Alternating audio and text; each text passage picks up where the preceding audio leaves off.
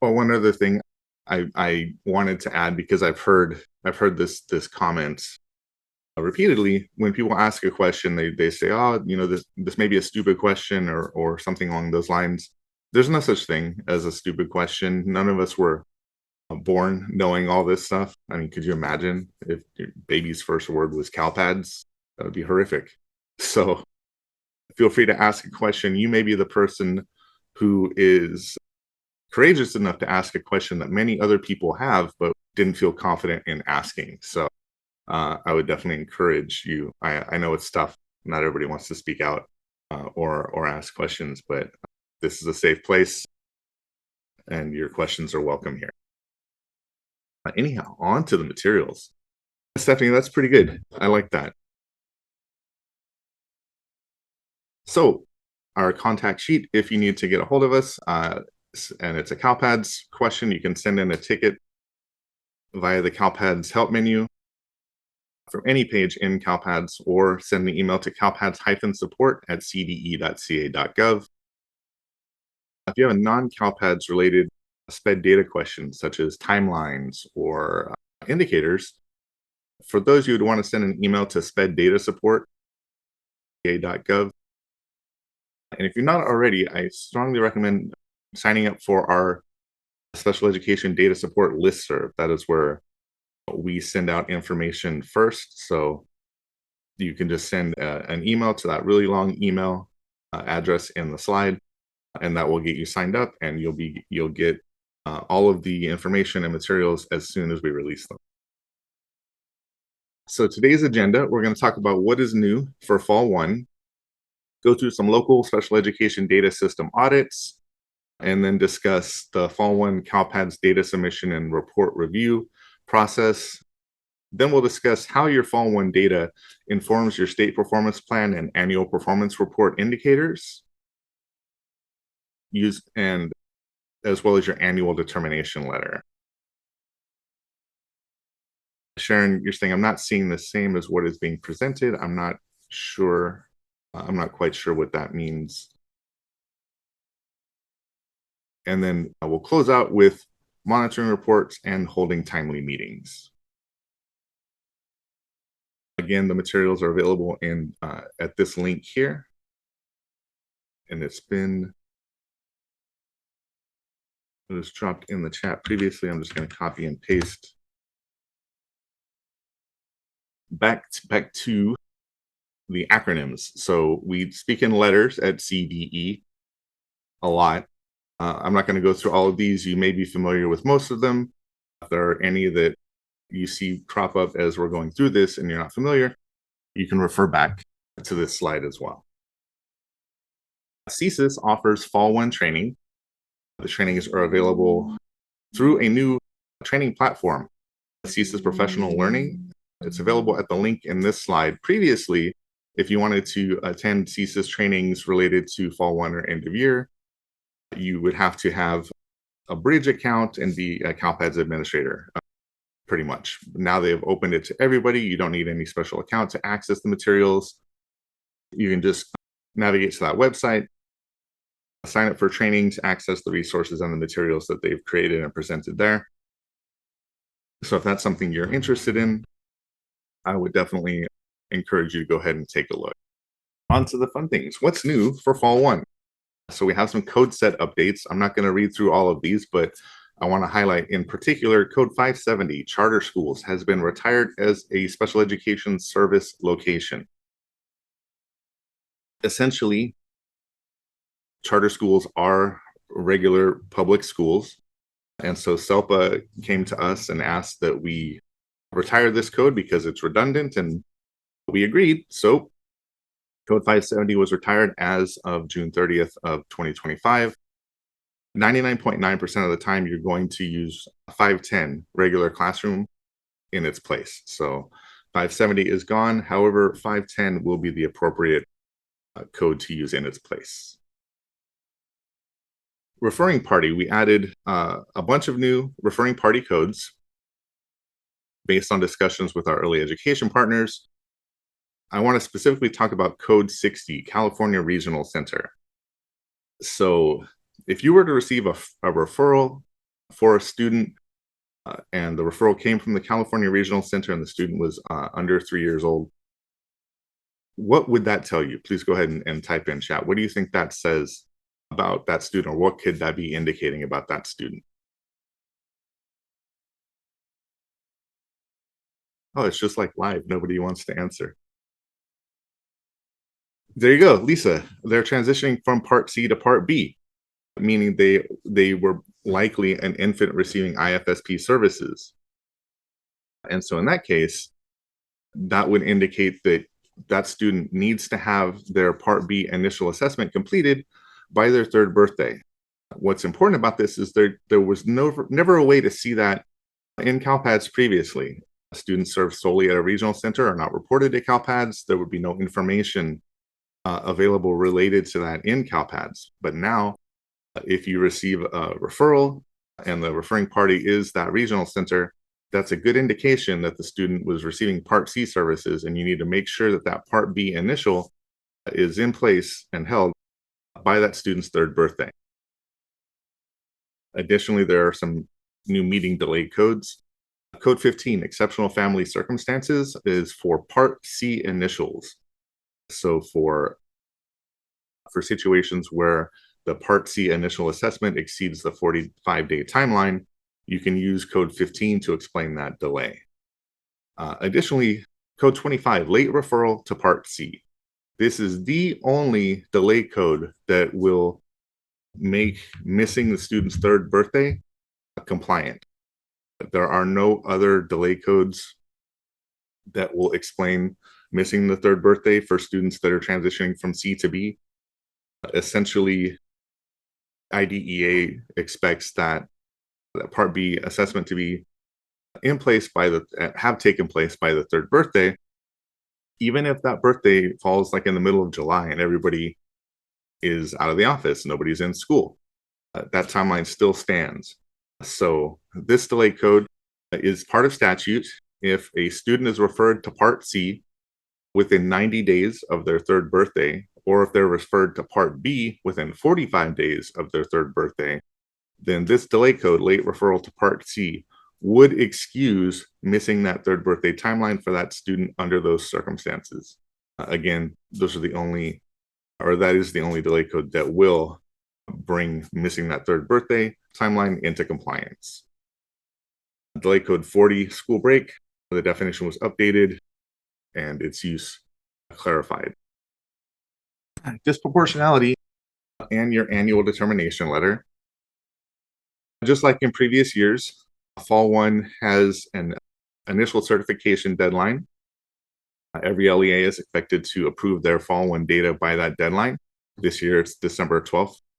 Additionally, we are again harvesting the data for the 1-year disproportionality risk ratio calculation, as well as your timeline compliance data as of December 12th. So any updates to your data that occur after December 12th will not be considered when we are looking at compliance related to those items, disproportionality by setting, primary disability, and ethnicity categories, as well as your timelines, is all going to be pulled as of December 12th.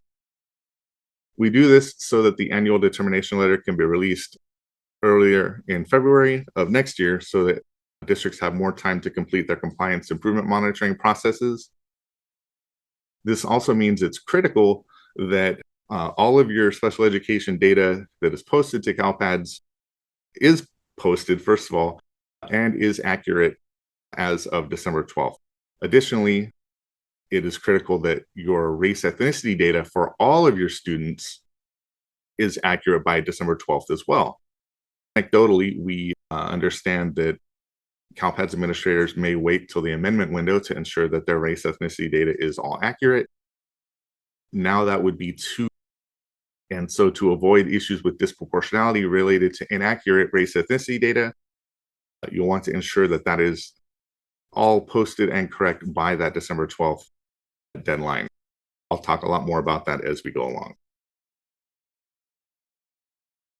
So no future pending as of dates in meeting records. Last fall, when we were pulling timelines for your ADL, we found a lot of pending meeting records that were posted with dates just after the same type of meeting had been held. So say there was a plan review meet record posted as of it for a meeting that was held December 1st. And then there would be a pending meeting with a pending date of December 7th for a plan review.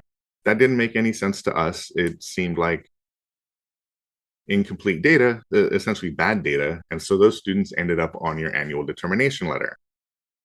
So to avoid that, you want to make sure that you are using the date that you are posting the pending meeting record as the pending as of date. You don't want to forecast when you expect to hold the meeting as to some date in the future. You just want to ensure that the pending as of date is the current date when you're posting the record.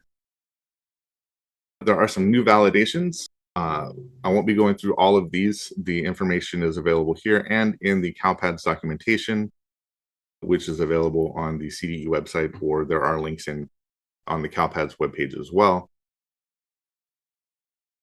Plan 726, missing degree of support for students that require that based on their primary or secondary disabilities. I believe that is still disabled currently. I see a question in the chat that reminded me of something that I should have discussed. Dr. Fernandez, when is the appropriate time to use the pending record feature? I meant to ask that question, so I'm going to go ahead and turn that around. If anybody can type in the chat, give me one of the two reasons to add a pending meeting record. And there are only two, really. I see parent consent. Excellent. Yes, once you have received parent consent for that Part B initial, you want to post up the pending meeting record with that parent consent date. That starts the 60-day timeline for that Part B initial, and that's how that is monitored in CALPAD. I also see the meeting has not been held and is overdue. That is the other reason. So if there is a meeting that is going to exceed the timeline and you know the meeting is not going to be held on time, or it has already passed the date and the meeting has not been held, send up a pending meeting record with a valid delay code. That valid delay code will keep that timeline in compliance. So pending meeting records are for Part B initials once you have consent, and for reporting delay codes for timelines that are overdue. We have some modified validations. Again, I won't go through all of these, but probably the most impactful are the Plan 390 through 397 F1. So these validations were modified to align with the end of year validations. And the reason for that is there were a lot of complaints at the end of last year from LEAs where a plan had passed certification for Fall 1, but was now triggering errors at the end of the year. And LEAs were I guess unhappy or maybe confused as to why they needed to modify a past validations had already been certified. And so the end of year validation says that any student that will be 16 years old as of June 30th cannot have blanks in those 8 transition indicator questions. And so now the Fall 1 validation reflects that. It's the same. So for Fall 1, if there is a student that will turn 16 before the end of the year, for Fall 1, these indicator questions cannot be blank on the plan that overlaps Census Day. You probably have a handful or maybe a lot of students that would fall into that category. They're 15 years old. The plan has not been discussed for their transition, but they're going to turn 16 at the end of the year. And now you're seeing these errors. You want to make sure to update the plan that is overlapping Census Day and make sure those questions are not blank. If you look at it in CALPADS, you will see not applicable. That is how CALPADS interprets blank entries on the plan file when it's uploaded. You just want to make sure those are answered with a yes or a no, except for agency representative invited. That can be not applicable. Otherwise, nothing can be blank. So I know in CASE, There is the function where you can create a transaction after the fact to update a plan record as of census day for your program settings. So they are also going to be expanding the functionality of that transaction creation process. What I've been told is it will go live on October 30th. And essentially, when you create that transaction, you'll be able to update not just the program setting and the gen ed participation percentage, but these transition indicator fields and the degree of support. So if you need to update those records for a large number of students in CASE, your best bet may be to bulk update those fields and then use that create transaction functionality to add that transaction that you can post to CALPADS. CSIS also has some functionality that they have implemented or will be implementing to allow you to make these updates. I don't have any direct information on that, unfortunately, but if you reach out to CSIS or maybe they've communicated with you already, you should be able to create replacement transactions as well. You can also just make the changes directly in CalPads with online maintenance, but if you have a large number of students, that might be a bit onerous. We're collecting a couple of new Part C plan data elements. These are elements only on IFSP plan records, and they are only expected for records that have a plan effective start date of July 1st, 2025 or later.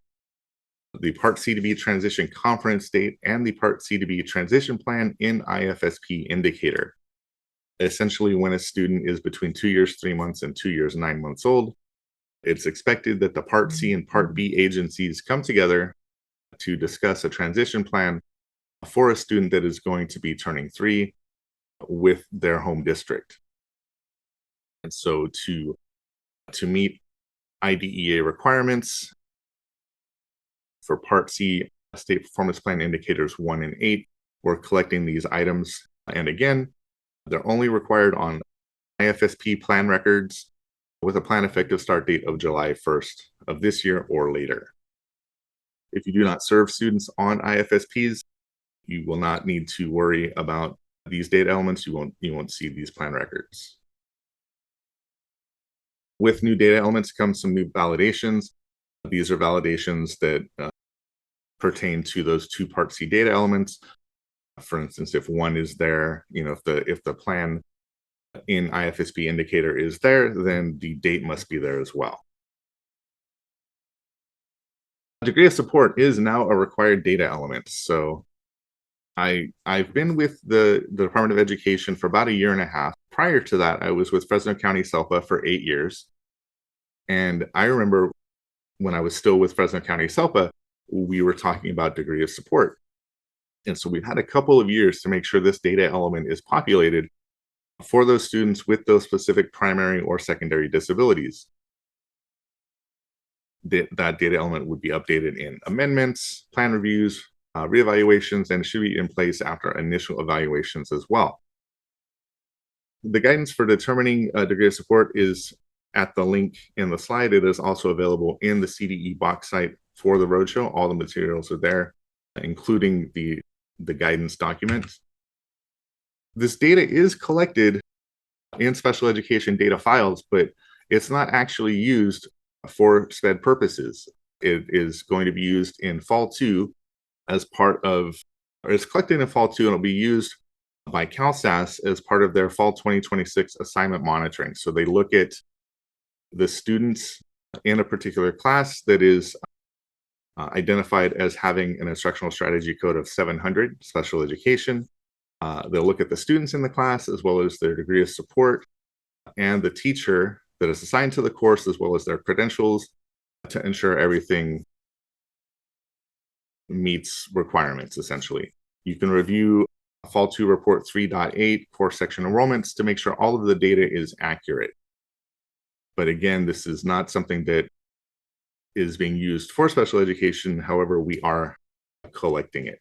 So be sure that those students that have those required disability 1 and 2 categories have that degree of support entered on that plan that overlaps census day. that is the what's new section. So let's take a look at the questions. Lori, when will these new data validations be implemented? Concerned about getting certified on time when all the validations are not in place. I don't have an answer for that, unfortunately. I know that this is an iterative process. Sometimes a validation could be released and cause issues. So I could better predict the weather than I could in letting you know when these validations will be implemented. It is still, fortunately, pretty early in the reporting window. I don't expect that the CalPADS office will be delaying any longer than they need to get those validations in place. But you can get ahead of some validations by just ensuring that the data that you've posted to CalPADS is accurate, particularly for degree of support. Make sure that it is all in place, and we'll talk about reviewing that. And then Devin asks, degree of support is required for TK students and above, correct? Essentially, if a student is 5 years old and in TK or higher, that is correct. It will be required. Students that are 3 to 5 years old but are in preschool, degree of support is not required. And Suzette, who fills out the Part C to be conference date, the IFSP team or the IEP team? It comes up on the IFSP plan. So typically the IFSP team would be the ones who fill out the documentation for those plans. So I'd anticipate the IFSP team would fill that out. However, there's no directive as to which team would fill that information in, but it does come up on IFSP records. So typically the IEP team would not have access to that. Okay, moving on to Fall 1, local auditing, data submission, and report reviews. So what do we use your Fall 1 data for? A big part of it is federal reporting, EdFacts for child count and least restrictive environment. We also use it for the annual determination letter, as well as your state and local annual performance report and state performance plan indicators, as well as the special education reports on DataQuest. This slide represents kind of what a typical reporting cycle or an idealized reporting cycle should look like. Step 1, you have audited the information in your local special education data system, made sure everything is accurate and correct, and posted everything to CalPADS. Step 2, you're reviewing your data and correcting any data discrepancies that result from your data. The data that you posted, once all your data discrepancies have been corrected, then you move to step 3, review those certification reports and those supporting reports.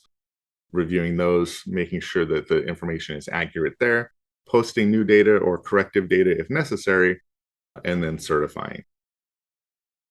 So we're going to talk about step 1, audits in your special education data system, in your SEDS. So this is not a comprehensive list of audits. However, these are all related to Fall 1 data. So we think it's a good start to ensure that you're going through these audits in your data system and making sure that you have checked everything. You can print this out and have it by your desk and just go through each one to make sure everything has been completed. Affirming, archiving, locking all IEPs and amendments. I know from 8 years experience at Fresno County SELPA, and we're quite aware of it at the state level, that case managers are still very reluctant to affirm or save or archive keys when the meeting has been held if there has not been a resolution. So if the meeting has been initiated, but it needs to be continued, or the parent has not yet agreed to the plan that was proposed, it's critical that these meetings are affirmed, saved, archived in a timely manner. We are suggesting that they're affirmed, saved, archived within 7 days. I advocated for a shorter timeline when I was at Fresno County, but we feel that 7 days is a reasonable ask. And then I know that in CASE, if the meeting was a Part B initial and you do not have the signed parent consent, it's not going to let you affirm that record. In those situations, you will need to add a meeting record to CalPADS via online maintenance directly to ensure that there is a meeting record that shows you've met that statutory 60-day timeline. So again, just work with case managers to make sure that they're affirming or archiving these meetings within a reasonable amount of time, because compliance and timeline compliance hinges on that data being in place and being accurate. So that could be a training issue. I'll talk more about this in a later section, but essentially affirming or archiving is saving. You're clicking the save button to say that this meeting was held. You can archive or affirm a meeting right when it ends. Everybody, gets up from the table, click the save button, and you're good to go. Devin, I see you saying, I have some teachers that need to hear this. Well, good news, this is being recorded. So you can forward them, once we have posted this webinar, you can forward them this section, and you're welcome. And they can hear it directly from me, I guess, if that's somehow more relevant. Review your transactions that are marked do not report. You may be going through the CalPADS reporting process and you have a transaction that is causing an issue and it's due to perhaps a validation error in CalPADS. And so you mark that transaction do not report and you continue along with the rest of your transactions. Be sure you go back and address those transactions that you've marked do not report. If it's a transaction for something that occurred during this academic year between July 1st and Census Day, it needs to be reported and posted to CalPADS. Corey Stacy, who is an outstanding trainer in special education data, and as well had been in a similar role to mine with the Riverside County SELPA, refers to do not report as a parking lot. You can take the transaction, you can park it in the parking lot, but at the end of the day, the parking lot has to be empty. So just be sure that you are not letting transactions sort of sit in do not report for an extended period of time beyond the reporting window. And also do future you a favor when you are marking a transaction do not report. I'm not certain what the process is in CSIS. I believe that the reports go up and then everything that will post, and then you work on the remaining transactions to correct those. In CSIS, you would need to go back in and perhaps reactivate the transaction, but you can add a comment in CSIS when you mark a transaction do not report. I recommend putting your name or your initials, the date that you've marked the transaction do not report, and why. You don't want to come back to it 3 weeks later and have no idea why this transaction is sitting there in your do not report box. So if it was due to a validation or a known issue with CalPADS, go ahead and put that known issue number, or put the error code or the validation that is triggering this issue. That way, when you come back to it, you don't have to reinvestigate everything. You've sort of left yourself the trail of breadcrumbs that will get you to that resolution. So yeah, just be nice to your future self and put that comment in there. Make sure your students are properly exited from special education. When I began working with the Department of Education, we had a ticket where a student had exited special education in December, and the case manager had submitted the request to exit that student the following August.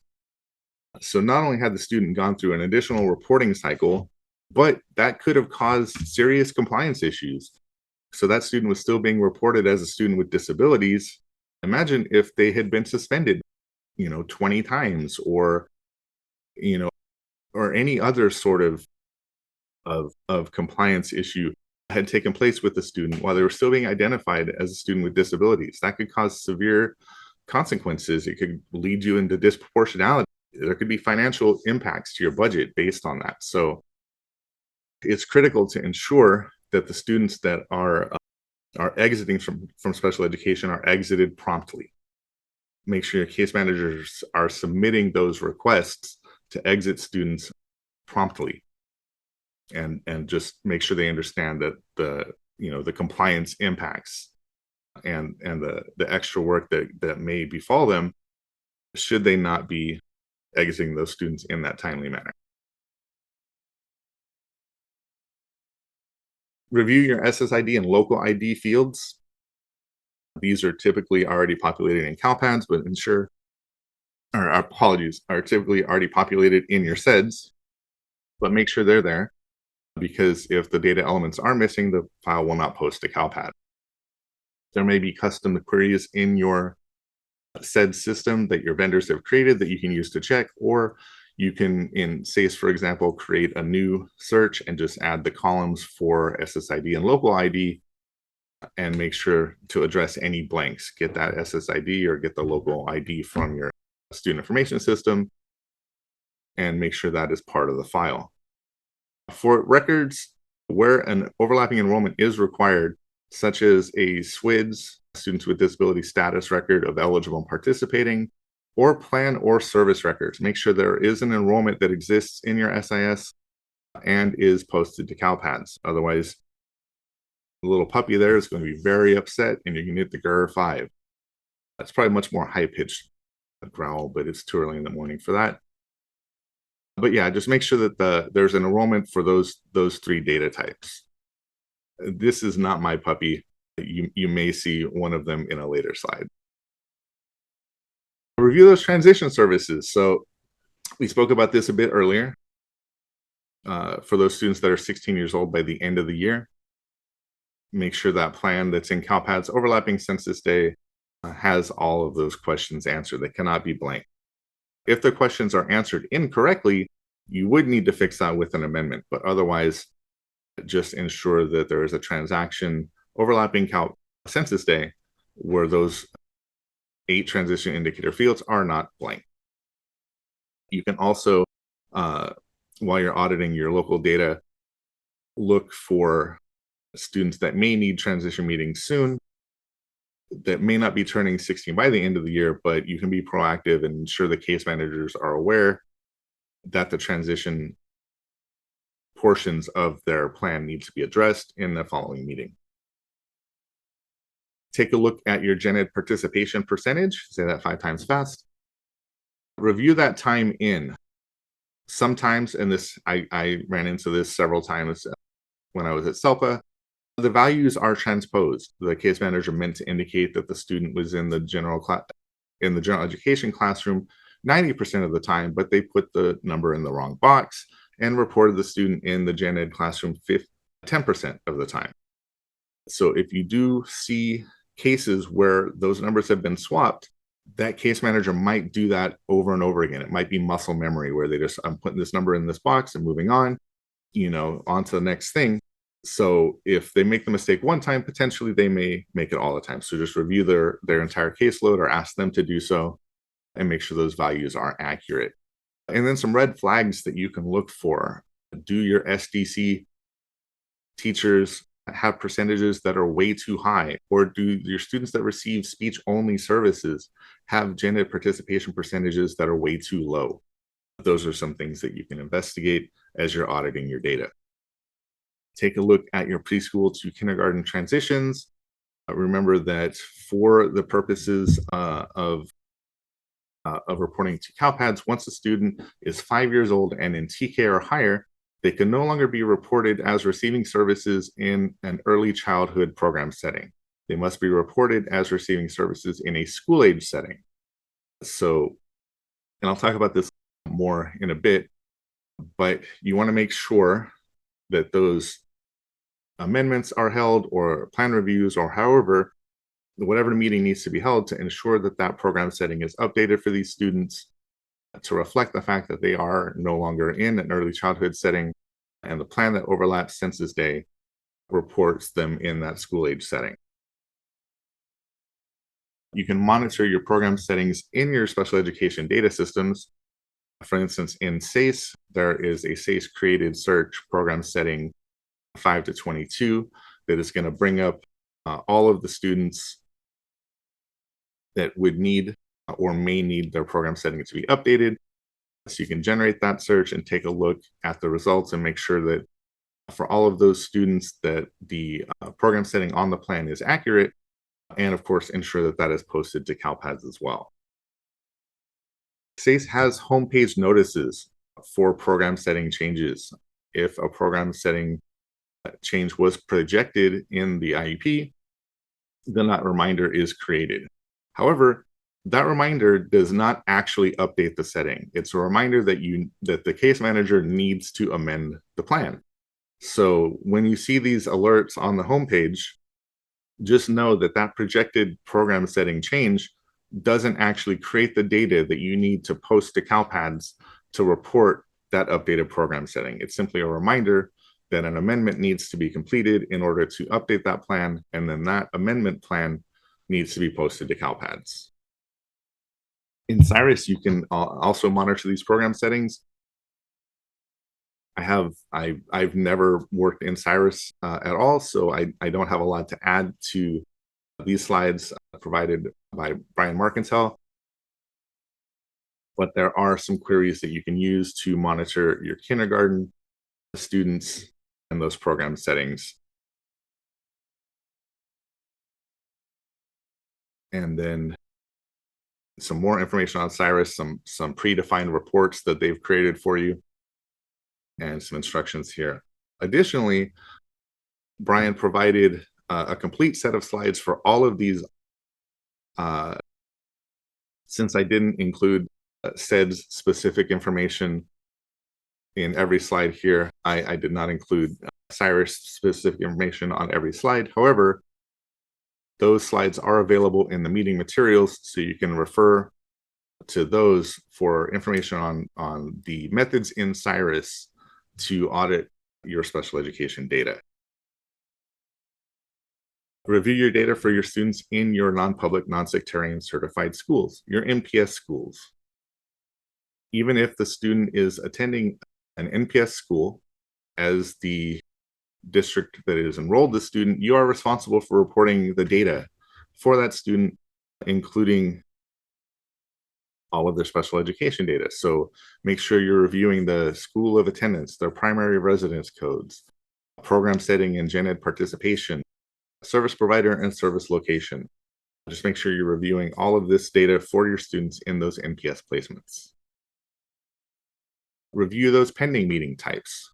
Again, make sure there's a pending transaction in CalPADS for every student for whom you have received parent consent for that initial assessment, where that pending time period overlaps census day. Make sure, of course, all of the data elements are populated. And then once the meeting has been held, create that transaction. Affirm it if you're able to.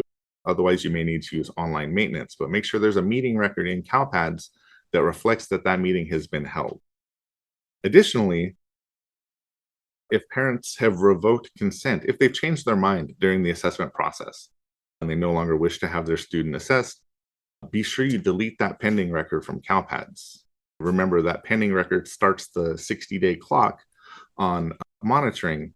And so if you are no longer assessing the student and you leave that pending record, all we see is your data that you have posted to CalPADS. We cannot see in your special education data system to see that that record has been deactivated or anything like that. We only know what you tell us, and we can only operate based on that. So be sure to delete that pending record so you're not held accountable for a timeline that you are actually no longer needing to adhere to. The same with those overdue pending plan reviews and eligibility reevaluations. For plan reviews and reevaluations that are overdue on census day, make sure there is a pending meeting record either posted from your SEDS or in online maintenance with a valid delay code to justify that timeline being overdue. And I want to briefly talk about a couple of the terms that are used when we talk about these monitoring categories. There are monitoring categories for late meetings, and there are monitoring categories for overdue meetings. Now, if we were just having a conversation in the real world, those terms can mean the same thing. If my library book is late, I could also say my library book is overdue, and that means the same thing. But for CalPADS monitoring purposes, those don't mean the same thing. Overdue means that the timeline has elapsed and the meeting has not been held. Held late means that the timeline elapsed and the meeting has been held, and it was just held after the timeline elapsed. So for monitoring purposes, we're only worried about the overdue timelines. We don't need to worry about the meetings that have already been held, even if they were held late. Focus on the overdue timelines and make sure there's a pending record that explains the exceeding of that timeline. You can monitor this information in your SEDS. In SACE, there are meeting alerts on the homepage, and those alerts are informed by the next plan review and next reevaluation dates on the dates and initial placement page of the student record or the info eligibility page of the IEP. There are buttons that will allow SACE or will tell SACE to project the next dates. However, there are a couple of pitfalls with relying solely on these dates in SACE. In the chat, can anybody tell me one or more of these pitfalls? Dates manually entered, that is absolutely correct. So if the case manager has put in a wrong date, Terry says, I can tell you many. Yes, so if the case manager puts in the wrong date, does not update the date, then these alerts only reflect that. And if the dates are incorrect, you're going to get essentially useless reminders. I know that when I was at CELPA, I ran into several issues where a case manager had projected 4 years for a reevaluation. And of course, relying, there you go, Caitlin said it right then. And if you rely on those alerts, you're going to exceed the timeline, and it's really, it could have been avoided. Also, these projected next dates may not reflect what's in CALPADS. Remember, we can only see your data that you post in CALPADS. So if these dates don't align with the meeting dates that are posted for the students, then of course these reminders will not be effective because they won't reflect the data that's in CALPADS.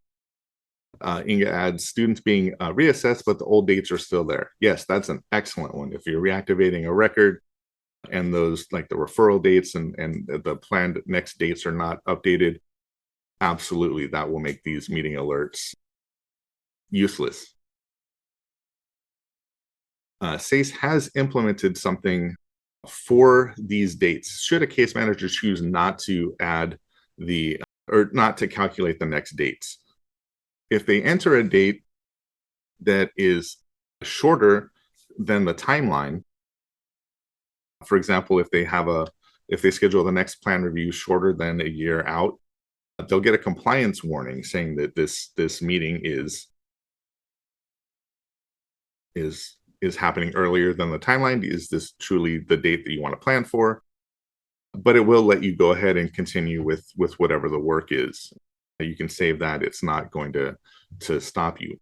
If the case manager puts in a date that's beyond the timeline, so say they put in a next plan review that is 370 days from today's date, they'll actually get a red error. They will not be able to enter that date and save whatever they're working on. So ideally, those guardrails will help prevent these alerts from being useless based on inaccurate data being input. But bottom line, the easiest thing to do is just use the calculate next dates button to create those projected dates. There is a search built into SACE, next meeting dates, that will pull up all of your students based on the search criteria. And you can take a look at the dates of the last and next plan review and reevaluation to make sure the timelines make sense. So you can run this search and then notify your case managers, program specialists, whomever, ask them to take a look and make sure all the dates are accurate. You can monitor the data for your meetings in SACE or in your special education data system as well. In this example, you want to ensure the parent involvement code on your meeting records is entered accurately. Parent involvement is a monitoring category where Essentially, in the IEP meeting, the IEP team is meant to ask the parent, did the IEP team facilitate your involvement in the development of this plan as an effort to, or in order to create a more effective or improved services and results for your student? That's a question that needs to be asked in the meeting. It's not something the case manager can think about later. Oh, well, they were at the meeting. I'm going to check yes, good to go. And that's not what that's for. It's a question that has to be asked, and it's an indicator, or it's a monitoring measure that expects 100% compliance, meaning that every response should be yes. However, there is a no response option. Response, or if no response is indicated, that will not count against you. Only responses of no will count against you. So you want to ensure that all of the responses are yes or no response. If there are no's, check with the case manager and make sure that's accurate.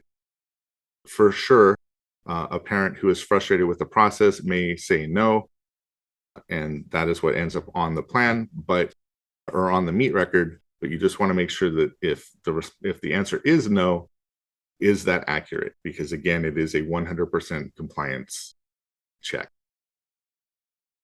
You can monitor timeline data in CSIS. There are various pages and windows, queries and searches that you can perform with information on this slide, as well as in the slides available in the document, or in the meeting materials. Again, predefined reports, for instance, that parent involvement that we just talked about, or the gen ed participation. You can generate those. It's going to bring up your students, and you can see what the results are, and make sure that everything is accurate and posted to CALPADS. The DSEA extracts. I'm not going to spend a lot of time on the extracts. Essentially, there are two. There's the informational and accountability extracts. The main difference is the informational extract will include charter schools. The accountability extract does not. If you download the extract and open it up, it'll open in Notepad as a bunch of numbers and caret marks, which if you're a robot, cool. But if you're not, like me, you need some help with that. So there are some templates created by CSIS that you can download. They're also available in the meeting materials. Open up the template, click on the button to import your DSEA extract, and it'll put all the numbers in the right columns so humans like us can read the data and make use of it. There is a much easier option on the horizon. It hasn't been released yet, but we are expecting to release this at some point in this window, I believe before the end of November. A new version of the 16.14 report. So 16.14 is your student list that informs your other certification reports. It is a report that is tied to reporting windows. The new version of 16.14 that we are going to release is an ODS, or a real-time report, meaning you can run it at any point, and it is by District of Special Education accountability, meaning when you run that report, the results are only going to include students for whom you are the District of Special Education accountability. So it is going to be a much easier place for you to identify students who are being served by other districts, who are enrolled in other districts, but who are being assigned your district as the District of Special Education accountability. And it's very important to make sure that that data is accurate. This speaks to the extracts, but essentially, you want to make sure that the students that are assigned to you as the District of Special Education accountability are accurate. If a student is assigned to you as the DSEA, and the LEA where the student is attending has suspended the student a bunch, or there are other issues, that accountability rolls back to you. And if you are truly not the District of Special Education accountability for that student, then you're being held accountable for something that you should not be. Unfortunately, if you are assigned the District of Special Education accountability for a student that is not actually your responsibility, you can't make that change in CalPADS. That data comes up on the plan record. So for those students, you would need to reach out to the reporting LEA or the enrolling LEA and ask them to make that update on their plan record. Also, you want to make sure that you are sending accountability for students that you are reporting correctly, and that's where the accountability extract does come into play. Make sure that for those students where you are assigning accountability to another LEA, make sure that assignment is accurate. And if it's not correct, update the plan record that overlaps CalPADS and any that are going forward to the correct DSEA. It's critical that the DSEA is accurate for students because, again, you don't want to be held accountable, found non-compliant, or put into disproportionality for students that are truly not your students that you should not be accountable for. Compare the students in your special education data system against your students in the student information system. And if a student is in one system but not the other, that should be investigated. If a student is exited from your student information system, they should be exited from your SEDS as well. For instance, in CASE, you would use code 76 if the student transferred to another district. If the student is exited from special education in the SEDS, make sure they're not still showing up as a student with disabilities in your SA. And then compare the race ethnicity information between the two systems and ensure discrepancies are resolved. When it comes to reporting race ethnicity data, the student information system is the data authority, meaning for all CalPADS reports, the race ethnicity data that comes up on the SINF file is the race ethnicity data that is used for that student in all aspects of CalPADS. However, for the purposes of auditing your data in your special education data system, you want to make sure that that data matches what's in the SAS, but you also need to make sure that the data in both systems is accurate.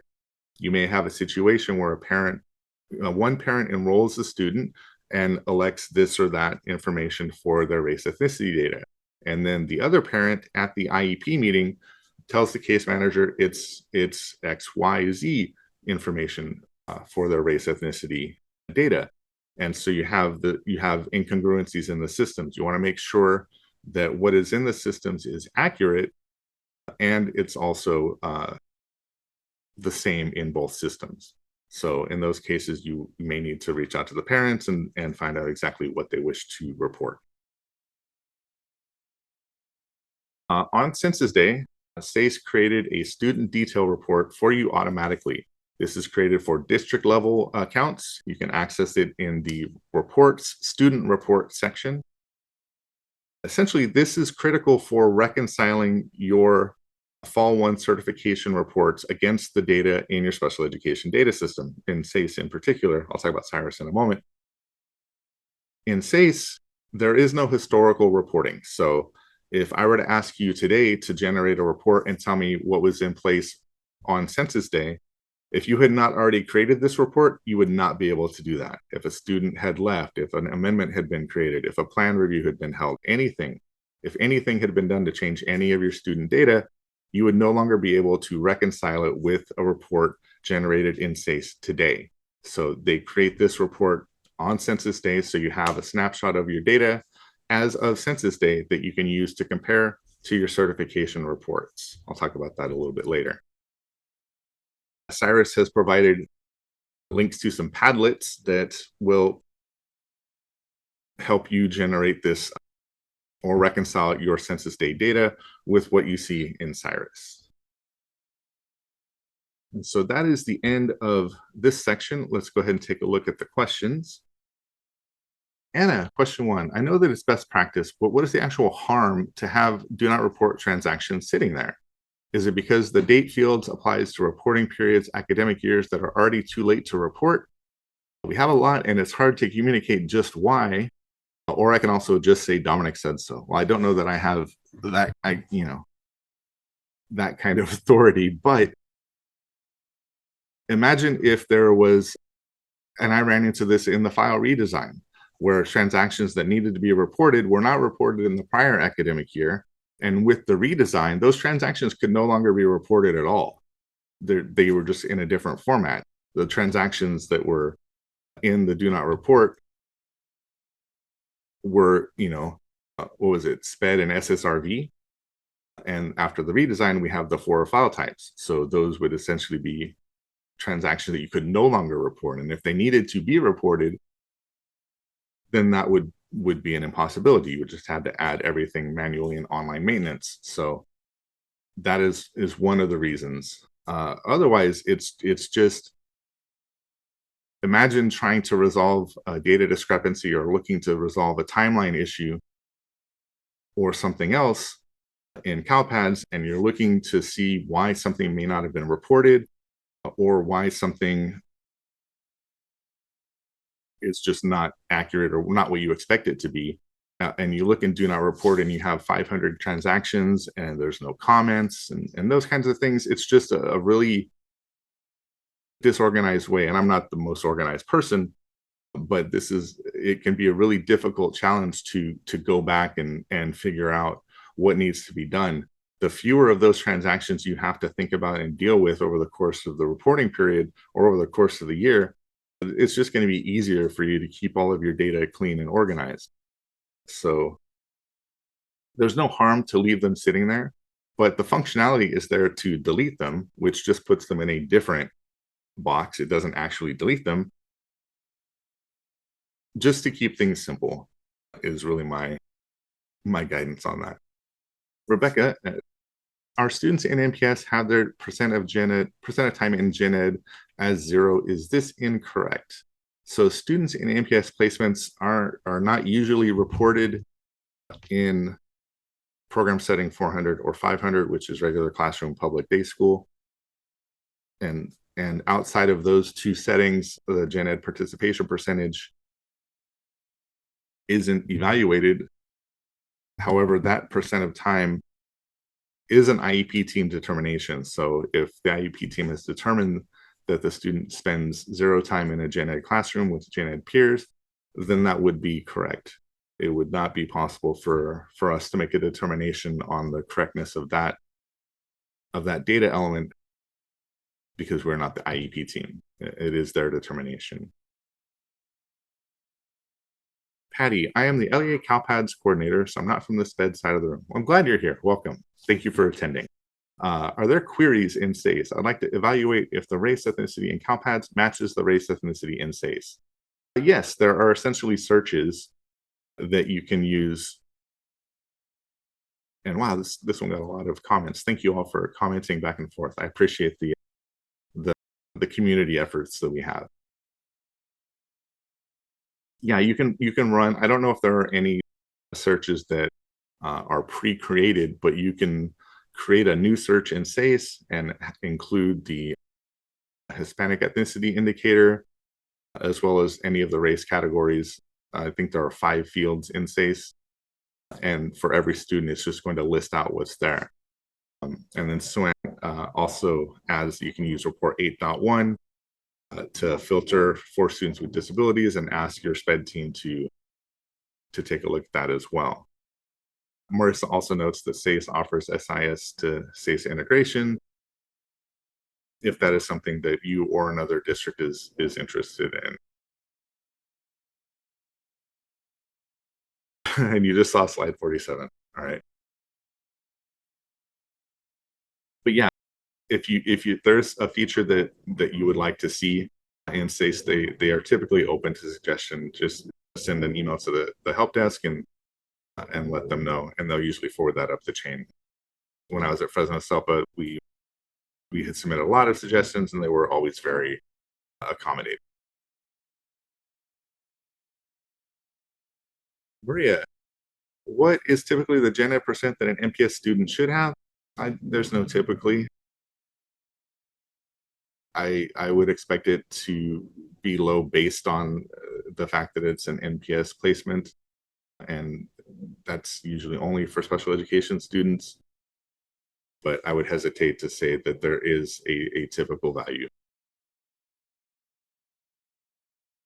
Mickey, in SACE, is there a way to know the pending meeting button has already been activated for purposes of sending a pending initial meeting to CalPads? Not that I'm aware of. When you're looking at the student record, if you click on the quick links at the top right, just above all of the student information, you can go down to the CALPADS transactions, and it will take you to all of the transactions for a student that have been created, and you can see there if a pending meeting record has been created, and that way, if not, you can use that pending meeting button to create that record. All right, that is all of the questions for that section. Let's get on to the data submission and reports. So the window obviously has opened since this day was October 1st. The Fall 1 window runs from October 1st until the initial certification deadline of December 12th, 2025. That is when all LEAs are expected to be in that LEA approved status. We also encourage CELPA approval if possible. I know that's not always achievable, but giving CELPA a chance to take a look at your data before the deadline is another set of eyes that can help you find red flags that you may have missed. So we strongly encourage that. That said, it's understandable if LEA approved is as far as you're able to get. That's totally reasonable. After that is the amendment window, open from December 13th to January 23rd of next year. However, any changes to your special education data or your race ethnicity data that are posted after December 12th will not be accounted for when it comes to your monitoring determinations or your indicators, your timeline, or disproportionality. So just remember that December 12th deadline is critical for all of your special education data, as well as that race ethnicity data. We borrowed this calendar from Fresno County Superintendent of Schools.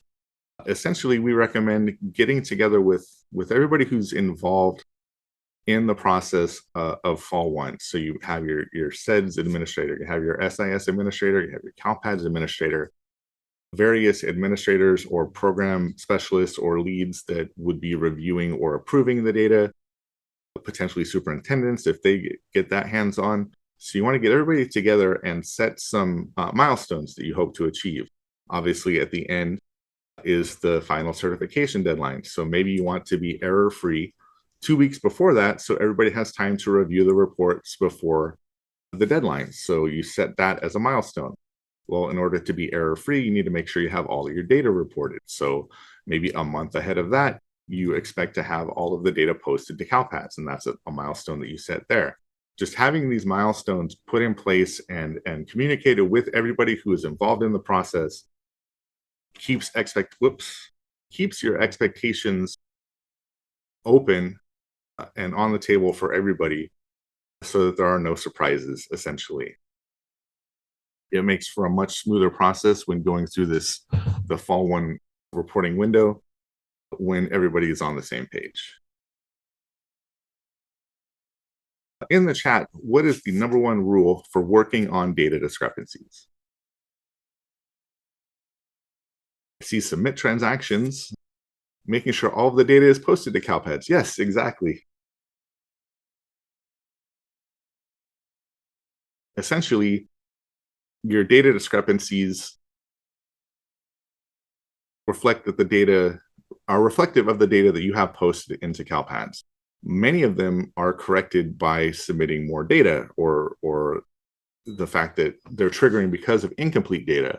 So before you can work on data discrepancies, obviously with the functionality in CALPADS, you're able to see your data discrepancies ahead of time. And there's, I'm not telling you not to be proactive.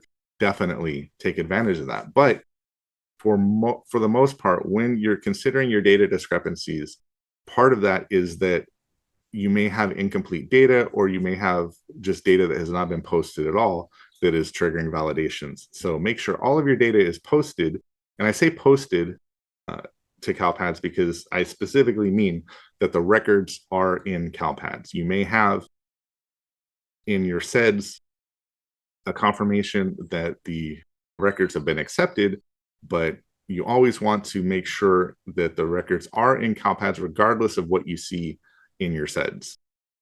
Generate the reports that will show you that information. I'll talk more about that.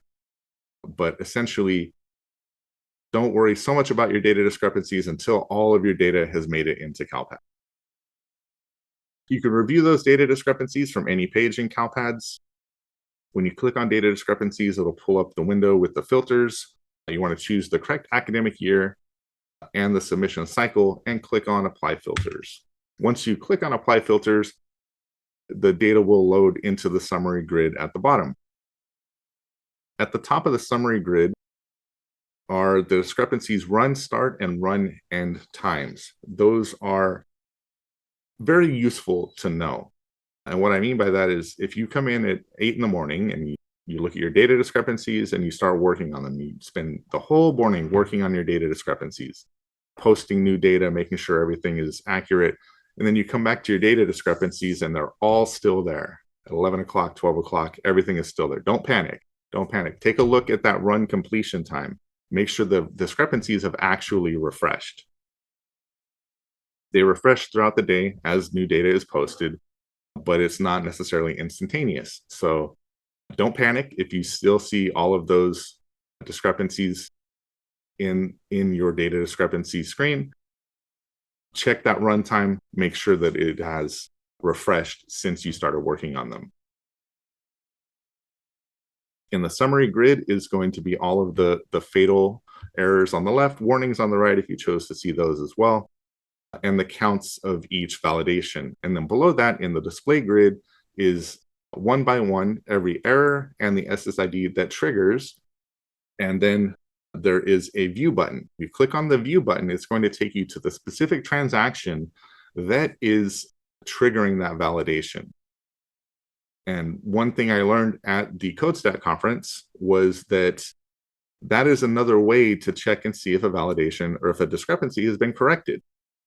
If you come back to your data discrepancies and the discrepancies have not refreshed, if you click on view for a discrepancy you've worked on and that discrepancy has been corrected, instead of bringing up the transaction that is causing it or the record that's causing it, it's going to come up with page not found, file not found.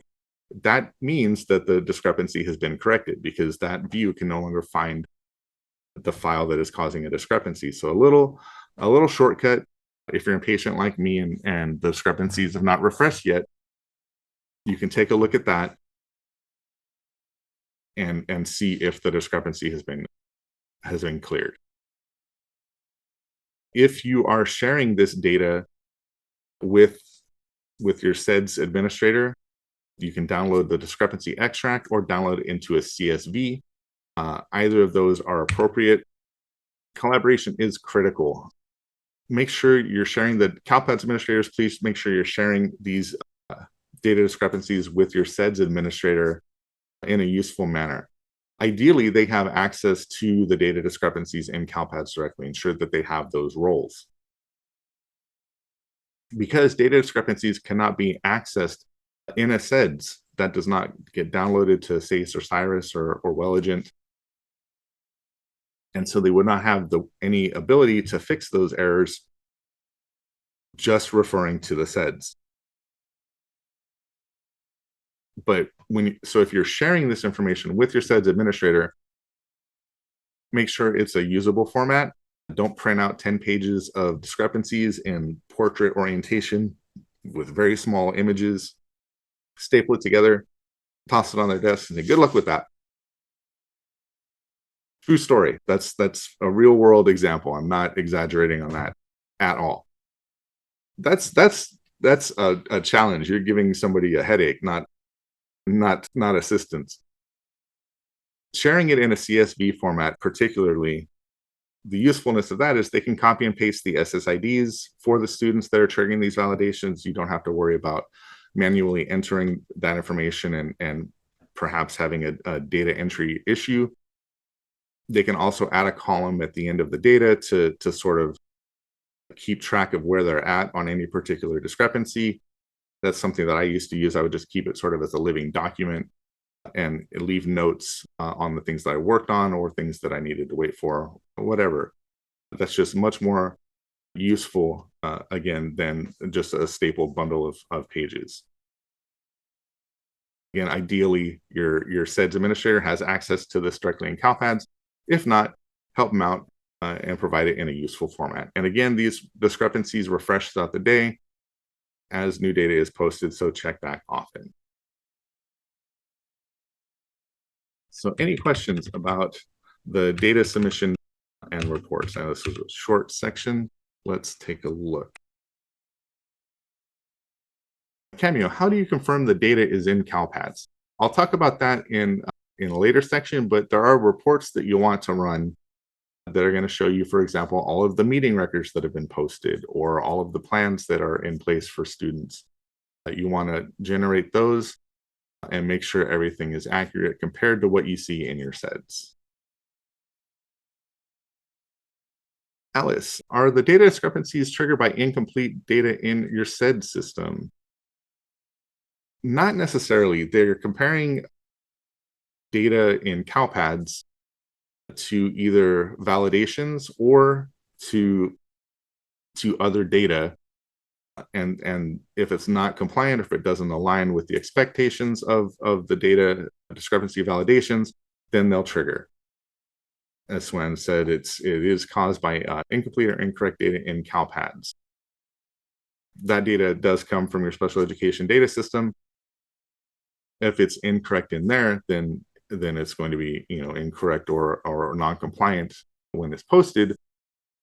So, but they do trigger on the data that is in CalPADS. So it's either non-compliant or missing data in CalPADS that triggers those discrepancies. Even though they come from your SEDS, they only can look at the data you posted to CalPADS. Suan adds a note. Click on the SSID in the data discrepancies page, and it opens a screen with that student's data. Check your submissions. If done online, make sure they didn't fail and fail to post. You can go to the file submissions page in CalPADS and take a look at the jobs that you've submitted and ensure that they posted or if that there are errors.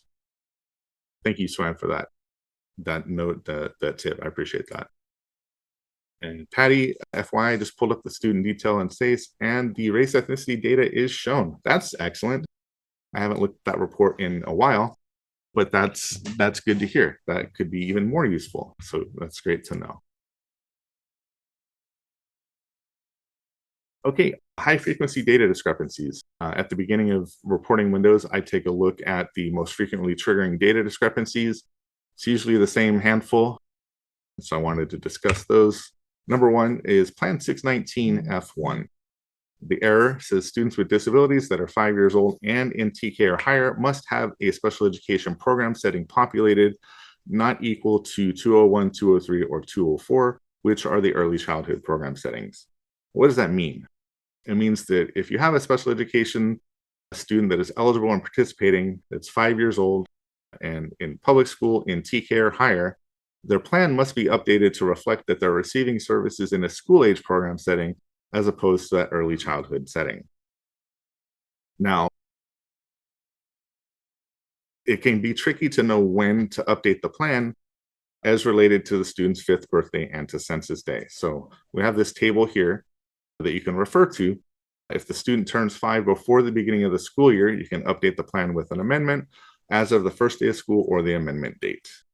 If they turn 5 between the first day of school and census day, you would update the plan with the amendment as of their 5th birthday. And if they turn 5 after census day, obviously you don't need to make that change before census day. In fact, it would give you an error, but you can update that with an amendment or plan review. Just ensure that the setting is in place by that student's 5th birthday. If you have a plan review or reevaluation scheduled in that timeline between the beginning of the school year and census day, then you want to pay attention to that as well as the 5th birthday. If the student turns 5 before the plan review, update the plan at the plan review and make sure it's effective as of the student's 5th birthday. If they turn 5 after the plan review, then you would update it with an amendment as above, with that plan effective start date equal to that student's 5th birthday as well. What if census day is passed? The amendment date and plan effective start date should be equal to census day for those that have passed. If you're not able to add an amendment from your special education data system for any reason, you can add the plan and service records via online maintenance manually. Your SEDS may also have the capability of creating that transaction. I mentioned CASE earlier. They have the functionality.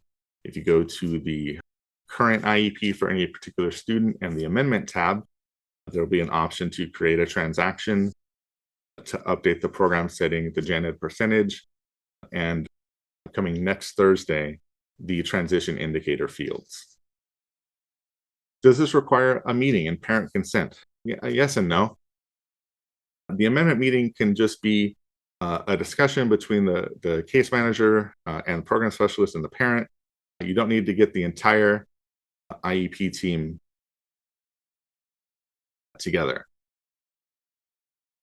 These changes are often discussed in the transition meetings prior to the fall, where the student will be transitioning from preschool to kindergarten. So it could be one of those projected program settings, or it could just be something that was discussed and is in the notes. So essentially, the case manager can call the parent and remember how we were talking about the program setting changing? That's happening now. I can give you some new documentation. However that works. You don't necessarily have to have a complete meeting, and you don't necessarily need the signature if it was something that was discussed in a previous meeting. Everybody likes a quiz. Dominic's next plan review is in January, but he turns 5 on September 27th. Does the plan need to be updated before Census Day? Go ahead and type in the chat. See. Yes, yes, yes, indeed. Yes. All right. How should the plan be updated? An amendment. Excellent. And the plan effective start date should be, I already see people getting ahead, September 27th, the student's 5th birthday. Perfect. Zelda has a plan review scheduled for September 15th and then turns 5 on October 3rd. Does the plan need to be updated before Census Day? No. See a lot of no's. Correct. The plan does not need to be updated before Census Day. The other 2 questions, not applicable. Also not applicable because Zelda is my dog. She is sleeping in another room right now, but she is obviously terrified to be on the presentation here in front of 356 attendees. But she's a great dog, and I usually have Link in these, and I wanted to give Zelda a little screen time. But yes, if the student turns 5 after Census Day, you don't need to update that plan. Just be sure to give your dog some treats. SENR 606. The error states eligible and participating students with disabilities age 3 and up who are enrolled with an LEA must have a plan reported by that LEA. What does that mean? Typically, it involves students transferring into your district. It means a student is enrolled in your district that has an active plan reported to CALPADS from another LEA, and they are currently eligible and participating according to their status in CALPADS. Students may transfer from another district, a private school within or outside of your boundaries with that eligible status and a current plan, but parents don't always notify LEAs when they enroll their student. They don't always say, yes, my student has an IEP or my student is eligible for special education. They may not provide that information. And so in order to avoid this error, you can find these students using monitoring report 16.21. We recommend running this report at least once a week. Coordinate with your student information system administrator. If they send up enrollments every Friday, maybe add a calendar reminder for Mondays that you generate this report. You want to run it without making any changes to the filters or the criteria. Download it into a CSV format. If you download it in Excel, it's going to have the green boxes and all the formatting, but that formatting is achieved with merged cells, and that can interfere with filtering and sorting. So just to be safe, download it in a plain old boring CSV worksheet. Take a look at your data and filter the plan LEA name column. Remove your LEA from that list.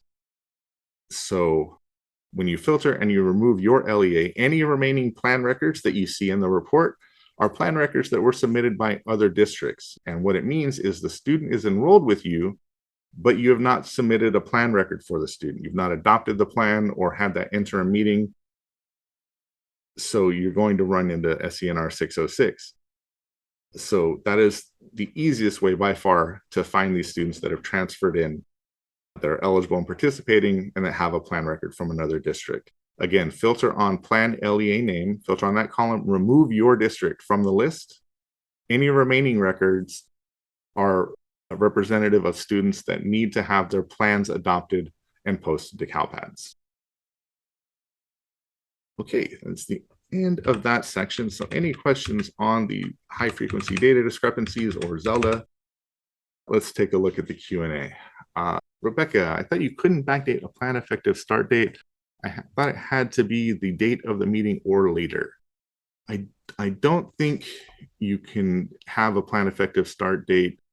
The plan effective start date should be when the parent agreed to the plan, or if they agreed to a date in the future when the plan would become effective, that would be the date. It definitely cannot be before the meeting, but speaking to the functionality of adding those transactions after the fact, that is just a functionality that CSIS has implemented to create a transaction that will allow you to post corrective data that is effective on census day that you otherwise would not have been able to correct. So that's essentially the functionality there. Otherwise, the plan effective start date would have to be the date of the meeting or later. I don't know of any way to backdate that outside of that functionality, I should say. Cindy, what if you talked about the program changes for turning 5, but it's not documented in the notes? Do you have to hold a meeting? It's not, I don't think that's necessary. As long as you talked about it, maybe when the program or the case manager calls the parents, you know, hey, we remember we discussed this, we're going to make this change to the program setting. I just wanted to let you know. I would not say that a meeting would need to take place. And even if you did intend to hold a meeting, I don't think that it would need to be the entire team. You're simply updating a program setting for CALPADS reporting purposes for compliance with those requirements. Jennifer, when we create a transaction for the program change in CSIS, it uses the 10-1 date and removes the fatal. Should we be updating that date to reflect the 5th birth date? If this is a situation where you have to use the create transaction functionality in CSIS, as long as that program setting is effective on census day, then that's fine. If the student turned 5 before census day, it's okay, because the plan that will be in place on census day is going to have the correct program setting. It's just that if you are going along before census day and making those amendments or making those changes, the plan effective start date would need to be at least the student's 5th birthday, because you cannot report a student that is 4 years old in a school age program setting. So you would have a validation issued there, or you would have an error there. So that's why you would use the student's 5th birthday when you were ahead of census day. But after census day in this functionality, that's perfectly fine. Christine, our attorneys have advised California law requires parent consent for any changes to the IEP. This would mean we cannot just change setting and percent. Correct. CDE continues to allow amendments and tell LEAs they do not need consent. So when gathering records now for new transferred students, we're finding all of the amendments in CALPADS do not exist on paper, but are changing IEPs. Well, I'm not going to argue with your attorneys if you know, your policies and procedures should align with guidance from your legal counsel, right? This is specifically for CALPADS reporting purposes, right? We are, in order to report the accurate data, it may reflect differently. You're correct that changes to the plan need to have parent consent. What I'm stating in the slides previously is that typically that is something that is discussed in a meeting, right? So it's been discussed in a meeting. It may not have been discussed in an amendment meeting that created the amendment transaction that is posted, but it was discussed with the parent and with the IEP team, and it is part of what they understand and the plan that they've consented to. So in our estimation, that would apply. Again, however, I'm not going to give you guidance to take action that runs counter to what your legal team has guided you. In those cases, you will just need to be much more proactive and ensure that you're on top of scheduling these amendments. If they are telling you that you must have amendment meetings, then you need to be very proactive and make sure that you schedule these meetings and you're ahead of time on this so that you don't run into potentially this issue. Okay, so the next section, Fall 1 report review. First, this is the scheduled break time. So let's take 10 minutes. I will see everybody back at 10:40.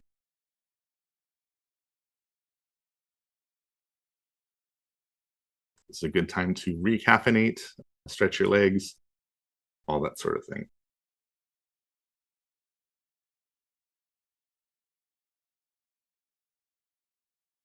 All righty, welcome back, everybody. Hopefully you had an opportunity to get caffeinated, stretch your legs. We do have a question from Crystal. I'd like to confirm, as questions have arisen within our CELPA, LEAs should report the 8 transition indicators to CALPADS by December 12th for all eligible and participating students who will turn 16 by June 30th, and those students who are 16 and older. Yes, there are validations that expect those indicators to not be blank for students that are turning 16 by June 30th. And for your students that are 16 or will be 16, ensure that those plans that are in place for that student on their 16th birthday include transition indicators, ideally with the questions answered yes, because that is the plan that is required to have those elements in place when they're 16. So responses of no for plans for students that are 16 will count against you on your indicators. So just ensure that for those students that are 16 years old, the plans have affirmative responses or are not applicable for the agency representative's invitation. Otherwise, they shall be yes.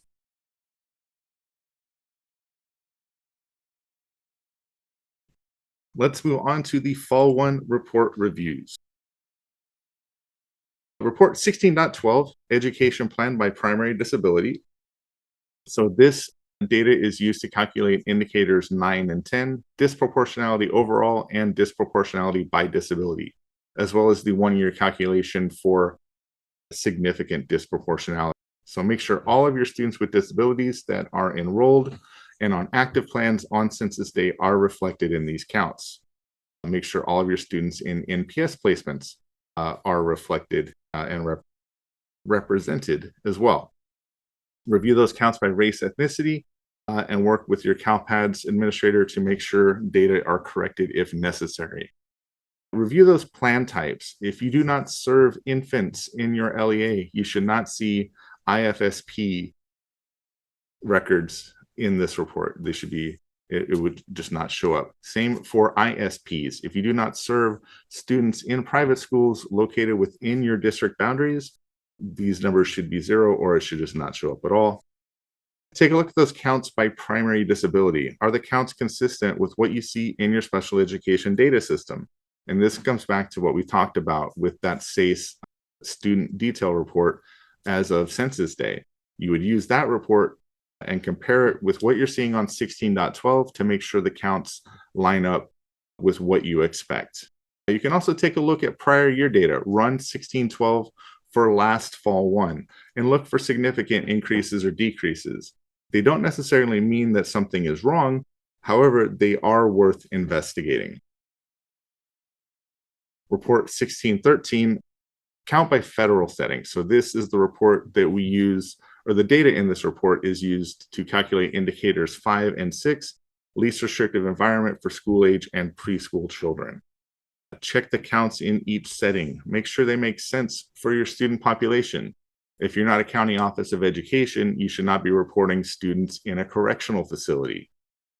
You can take a look at prior year data again and look for those significant increases or decreases that may be worth investigating. Take a look at the gen ed participation percentages. Students in setting 400 or 500, regular classroom or regular independent study, should have higher gen ed participation percentages. Students in settings 401, 402, or 403, home hospital correctional facility, would have lower gen ed participation percentages. And then 16.14, the students with disabilities student list. So I talked about this a bit earlier with the new version of this report that's coming out. This is the student list that informs reports 1612 and 1613. So if you see something in 1612 that doesn't look right, this is the report you would look at to see which records are making up those counts. We recommend downloading this as a CSV from CALPADS. It's going to be much easier to sort, filter, and manipulate. Take a look at individual student race ethnicity data with your CALPADS administrator to make sure it's accurate. This is part of your indicators 9 and 10 for disproportionality. Make sure the District of Special Education accountability is accurate. Filter for students that will be 16 by the end of the year and look for those transition indicators. If there are responses of no, and those are incorrect, you will need an amendment to correct that. We do gather indicator 13, which is the transition indicator at the end of the year, but as Crystal had asked, but you do want to make sure or take the opportunity now to make any corrections. Take a look at the school of attendance and the program setting. If you're reporting that a student is attending a regular public elementary school, ensure the program setting is not something like separate school. That doesn't make any sense. And take a look at the program setting and the gen ed participation percentage. It's not necessarily indicative that something is wrong. It's just something to look for. If you have a student that is reported in a regular classroom, but their gen ed participation percentage is 10% or 0 or whatever it may be, that could be evidence of the case manager transposing the numbers like we had discussed earlier. So take a look at those. Those are red flags that you can address. No, that was a short section, but any questions on the Fall 1 reports, 16, 12, 13, or 14? I don't see any open questions in the Q&A, but I'll keep my eyes open. I'll keep my eyes in. Your state performance plan, annual performance report indicators that use Fall 1 data. The indicators and targets, there's documentation provided by system improvement leads. We have included that in the materials on the CDE box site, but you can also access their website here directly at this link to get the guide. There's a lot of other great resources on that site, so I recommend taking advantage of that as well. Indicator 5 is least restrictive environment. It looks at 3 separate components to measure least restrictive environment for an LEA. Indicator 5 looks at your school age students, meaning students that are 5 years old in TK or older or in higher grades, and the settings that they're served in. So indicator 5A looks at students, that group of students served in the regular classroom 80% or more of the day. 5B looks at the same group of students served in the regular classroom less than 40% of the day. And 5C looks at the same group of students served in public or private separate schools, residential facilities, or homebound hospital placements. The targets for this year are on the slide. These targets get more ambitious every year. So for this year, they expect 70% or more of students to be in the regular classroom 80% or more of the day. 12% of students or fewer served in the regular classroom less than 40% of the day, and 2.4% of students or fewer served in those separate schools, residential facilities, or homebound hospital placements. Indicator 6 is similar. It's another least restrictive environment indicator. This looks at your preschool students, meaning your students aged 3 to 5 that are not in TK. So preschool students aged 3 to 5 in a preschool setting or receiving services outside of a program. So there are three components. 6A looks at those students that are attending a regular early childhood program, receiving the majority of their special education and related services in that regular early childhood program. 6B looks at the same group of students that are serving or that are being served or attending a separate special education class, separate school, or residential facility. And 6C looks at the same population of students and those that are served in the home. The targets again are on the slide. 49% or more students are expected to be attending a regular early childhood program and receiving the majority of their services in that program. 23% or fewer in a separate special education class, school, or residential facility, and 3.4% of students or fewer receiving those services in the home. This is a question that we received frequently. What program setting should we use for a preschool age student who receives services but are not enrolled in a preschool program at my LEA? So if that student is enrolled in a regular early childhood program outside of your LEA, you can use 201, regular early childhood program. That could be something like a Head Start program or a local nonprofit, just any other regular early childhood program that is not a function that is created or administered by your district. If the student is not enrolled in any preschool program anywhere and is only receiving services, then you would select 204, service provider location. So this is something that if the parent is not attending a preschool program in your LEA, ask and see if their child is in a program anywhere else. And if that's the case, you can select 201 and improve your outcomes for this indicator. Indicators 5 and 6 in your SEDS. This is a SACE example. You can create a search to pull in the necessary columns, program setting, and the early childhood setting, for example, with the filters looking for the students of that age range to make sure either you can verify it or ask your case managers, program specialists, whomever, to verify that the data is correct for all of those students. In CALPADS, you can use report 16.13, account by federal setting, and 16.14, the student list. This report or these reports will not tell you what your indicator outcomes are going to be.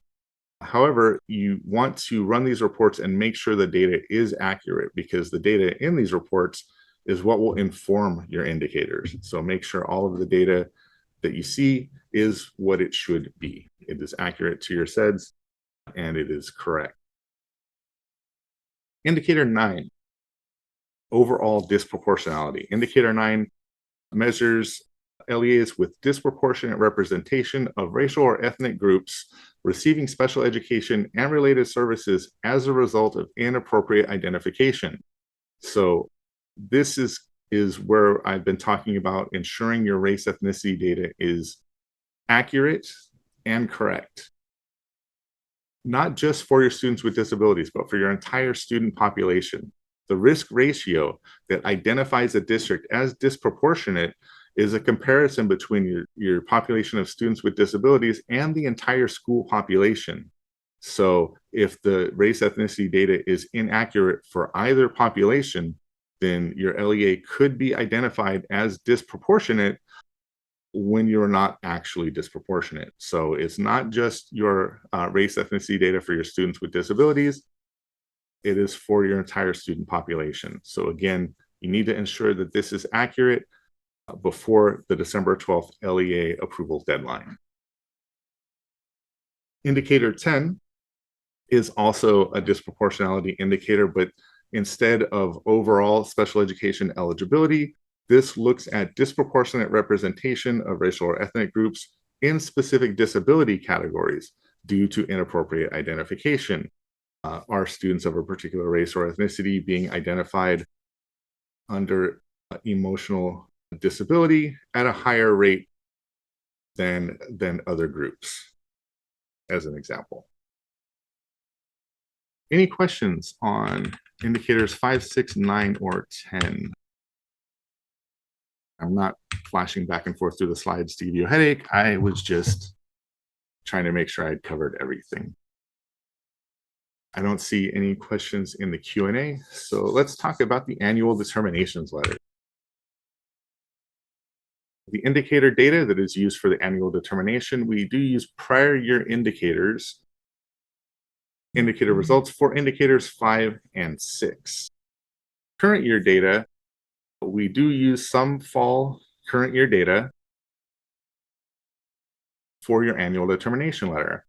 The LEA or SELPA approved data that is in place as of that December 12th initial certification deadline is used for the 1-year calculation for disproportionality that is used for a significant disproportionality determination. Disproportionality for discipline comes from prior year and year 3 certified data. And then we use real-time or ODS, operational data store, data for your timelines, because we don't certify meeting data, like meeting dates, right? That's not part of any report that you certify. So we have to use the real-time data. So whatever is in place for your students, for their meeting dates, delay codes, all of that information comes from the live data as of December 12th. So again, we are harvesting this data as of December 12th. Any changes made in the amendment window to race ethnicity data or any of the SPED data will not impact your ADL. It is already locked in as of December 12th. So again, the disproportionality data used to calculate significant disproportionality is pulled as of that initial LEA approval deadline. So significant disproportionality is really important. Districts that are identified as disproportionate in the same category for 3 years in a row are considered significantly disproportionate. And what that means is you will be required to set aside 15% of your IDEA funds for coordinated early intervention services. That means a 15% reduction in that budget. And that is significant. That's nothing to sneeze at. So it's really critical, because we gather this data as of that initial deadline, that race ethnicity data is accurate as of December 12th. And so that collaboration with your special education data system administrator, your SIS administrator, your CALPADS administrator is critical for making sure that this data that is in place on Census Day and as of December 12th is accurate.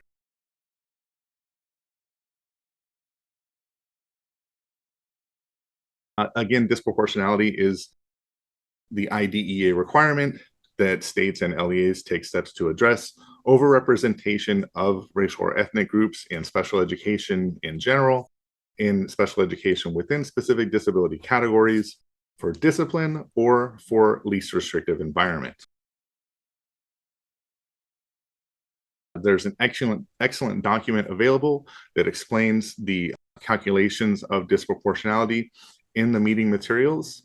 This document also covers how the different California race codes roll up into the federal codes that we use for these determinations. So it's a very handy reference. It has that, as well as the formulas that calculate Dispro and SIGDIS. So take advantage of that if you're curious about that, or if you're wondering how those race ethnicity data roll up into the federal categories.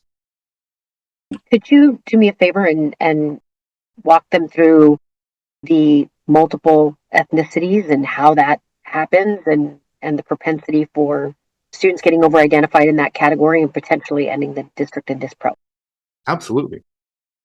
And thank you, Brandy. I'm glad you made it. So when you have students where the parents are not providing or don't wish to provide the race ethnicity information for their students, so you may have Hispanic indicator left blank and race indicator left blank, those students roll up into what is called multiple ethnicities, or maybe two or more races. That is a category that it's sort of a catch-all for those students that don't have that data reported. And you can be found disproportional for that category. So you may have students who would typically have been identified in a different or a specific race or ethnicity category, but due to the fact that the parents have either provided incomplete information or do not wish to provide the information, those students roll up into this multiple ethnicity category and could land you in dispro just based on that. So when you have situations where that information is missing, be sure to see if you can work with the parent to ensure that the information that was captured is truly accurate. And if they do not wish to provide the information, that's their prerogative, but just encouraging them and explaining how having that information can help improve outcomes for their students, or however that discussion goes. It's just really important to be aware that missing data could land you in disproportionality based on how the students will roll up into that multiple category. And Randy, I hope I tackled that adequately. I got the nod. Perfect. So for identifying dispro for special education in general using CALPADS reports, you can use report 1.5, compare an unfiltered version to a version where you filter to only include students with disabilities. That SWD flag equals yes. And take a look at the percentages and look for significant differences in the overall percentage versus the percentage for your student with disabilities. Those could be potential red flags for over identification, and you can use this report to take a look at or to identify that. You can also use report 1.2, download as a CSV, filter column 16 for that students with disabilities indicator flag is yes, and filter column 7 for each category, and make sure that each of the individual students have accurate data, and look for those students with the missing race ethnicity data. Those are the ones you do want to address to make sure that is truly the only data you're able to report for that, and it's not something that the parent neglected to provide. And compare those counts of the overall student population with the students with disabilities race ethnicity counts. To identify dispro within a specific disability category, you can use report 16.14, download it as a CSV as we recommend, filter column 11 for each of the different race ethnicity categories, and then compare those counts in those primary disabilities with the students with disabilities of other race ethnicity counts. And for your least restrictive environment, also using 16.14, filtering column 11 again for the race ethnicity categories, and compare those counts for those least restrictive environment information as shown on the slide, specifically program setting with other students with disabilities race ethnicity counts. Collaboration is critical. I say this a lot, and I truly mean it. Disproportionality is a serious subject. It requires a strong collaboration between everybody involved with this data, whether it is your CALPADS administrator, your SIS administrator, or your special education data system administrator. You need to have processes in place to coordinate between everybody. If the demographic information in the SEDS is different from the student information, investigate why and make corrections and make sure it's accurate. Verify that the information that is posted to CALPADS and what CALPADS reports is correct and accurate. And then take a look at last year's Fall 1 data. Look for large variances. They may not mean something is wrong, but it is something worth investigating. So your Fall 1 data for timeline compliance. This is going to be similar to what it was last year. We are pulling students with disabilities that are enrolled, eligible, and participating on Census Day, so on October 1st, whose annual plan reviews or reevaluation timelines are overdue as of Census Day. You want to take a look at Monitoring Report 16.21. You can run it as of Census Day, or you can use the new filter, which I'll talk about in a moment, to report only students that were enrolled on Census Day. But those are the students we're looking for, the students that were enrolled, eligible, and participating with overdue plan review or reevaluation timelines. Kristen has a question. Do you know why it was changed for early childhood? Kristen, I'm sorry, I might need a bit more context here if you want to add a comment to your question. But in the meantime, she was asking about that. She had an earlier question. Is it required for an LEA to provide the option for leaving ethnicity blank? Our early childhood department received information that it is no longer an option for them, and they're calling families to follow. And that's actually always been the way it was, Kristen. Early childhood, and what we're specifically talking about here is preschool age students, right? Those 3 to 5. Leaving ethnicity blank at the federal level is not an option. Okay. So a long time ago, when they came out with these rules about identifying student race ethnicity, the federal government actually gave the states flexibility to do what was called third-party identification, and California elected not to go that route. Rather, they just took away the decline to state option, and parents were forced to either fill out that section or they could choose to leave it blank. Some districts have chosen to actually add a intentionally left blank, but you cannot have a decline to state. And as Dominic said, it's impactful, particularly right now. And I don't need to tell you what's going on in the world. But what we've seen is a trend of parents typically identifying in a specific race ethnicity, now choosing not to fill out that information once they get to a new school. So that will lead to an abundance of students being categorized in multiple ethnicities, which potentially could land you in Dispro in that category.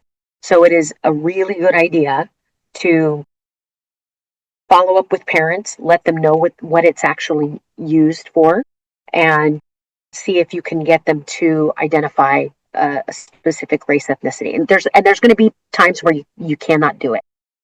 But if you see your counts in multiple ethnicities rising, that's something to be wary of.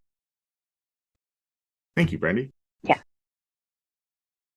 Devin asks, is this new? A student whose race ethnicity data is missing or declined to state is counted as multiple? When did this start? Is declined or state or missing marked as yes? It's always been that way. It has always been that way since we actually started collecting race ethnicity data in CALPADS. Pamela, in our CASE, Hispanic is not an option when choosing race. It merely asks if the student is Hispanic. I have brought this up to our CELPA. Correct. Hispanic is, for these reporting purposes, an ethnicity and not a race. So you may have a student that is reported as Hispanic with a race of whatever it may be. So it is just a separate data category. You're welcome.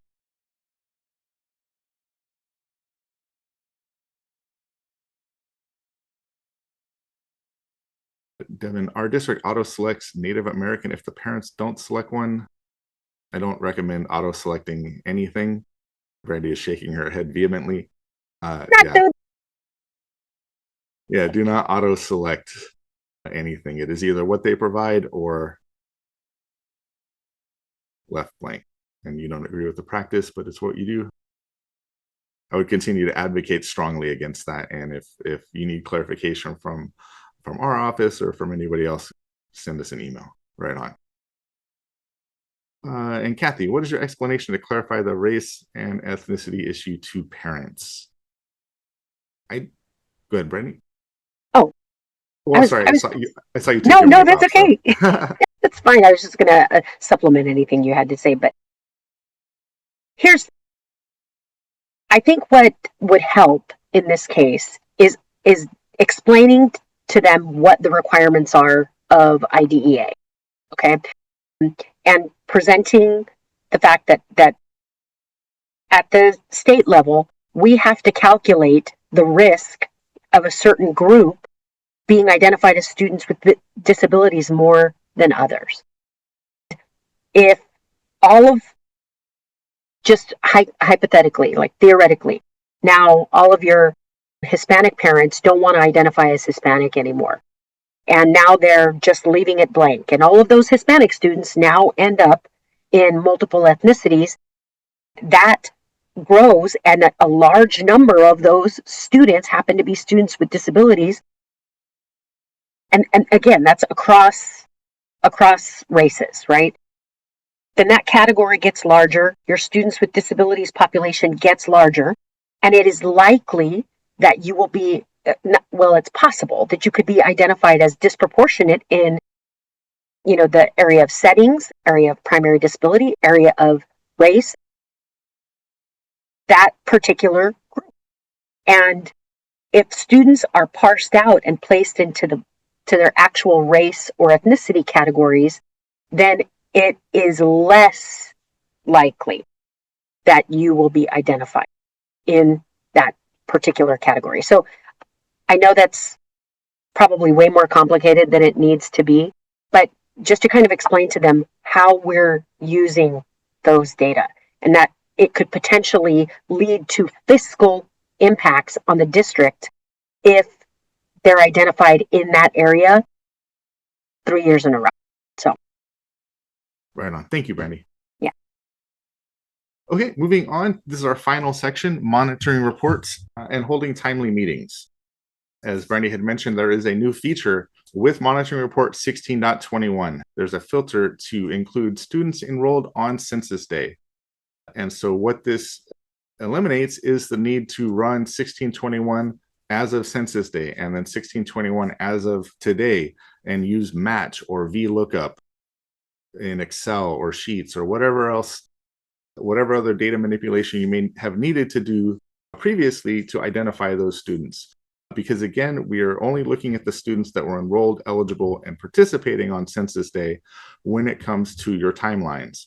So you would just need to run 16.21 on whatever day it is you're looking at it, enable that filter to include students enrolled on the most recent Census Day, and it's going to pull in only those students that were enrolled, and those are the students whose timelines you need to monitor. Make sure that either a meeting record is posted to reflect a meeting that took place, or a pending record with a valid delay code explaining why the meeting is overdue and has not taken place. This is essentially just the criteria for report 16.21. There's a link to the report mapping guide, which can be found in the CALPADS documentation, essentially just restating students are pulled into the report if they are enrolled in your LEA on the report as of date with a primary short-term or non-ADA enrollment status in grades preschool through 12, and their most recent special education status is eligible and participating regardless of the LEA that posted it. Also, students whose most recent enrollment exit is E155 or E156 are still considered to be enrolled with you. Now, in the chat, can anybody tell me why that might be the case? Why would we still consider students with that E155 or E156 enrollment exit code still enrolled with your LE? Those are exit codes. They're expected to come back. They're expected to return. Yes, exactly. E155 and E156 basically say the student is exiting for this year. We expect them to re-enroll in the following academic year. So without a subsequent enrollment at another LEA, this exit code, we use that to point back to the district with that enrollment exit. You're accountable for those students. You can find report 16.21 in any page in CalPADS on the left under reports. SELPA reports are the SELPA level report is under SELPA reports, and the LEA level report is under the accountability monitoring reports. So what are you looking for on 16.21? You want to make sure the meet records in CalPADS are accurate. Are the students appearing in the correct monitoring category? Overdue versus late versus timely? Is there missing data in CalPADS? Is there a missing pending record or a missing delay code? Is the data incorrect in CalPADS? Is the data in CalPADS consistent with what you see in your SEDS? And are the students in that overdue monitoring category truly students for whom meetings have not yet been held?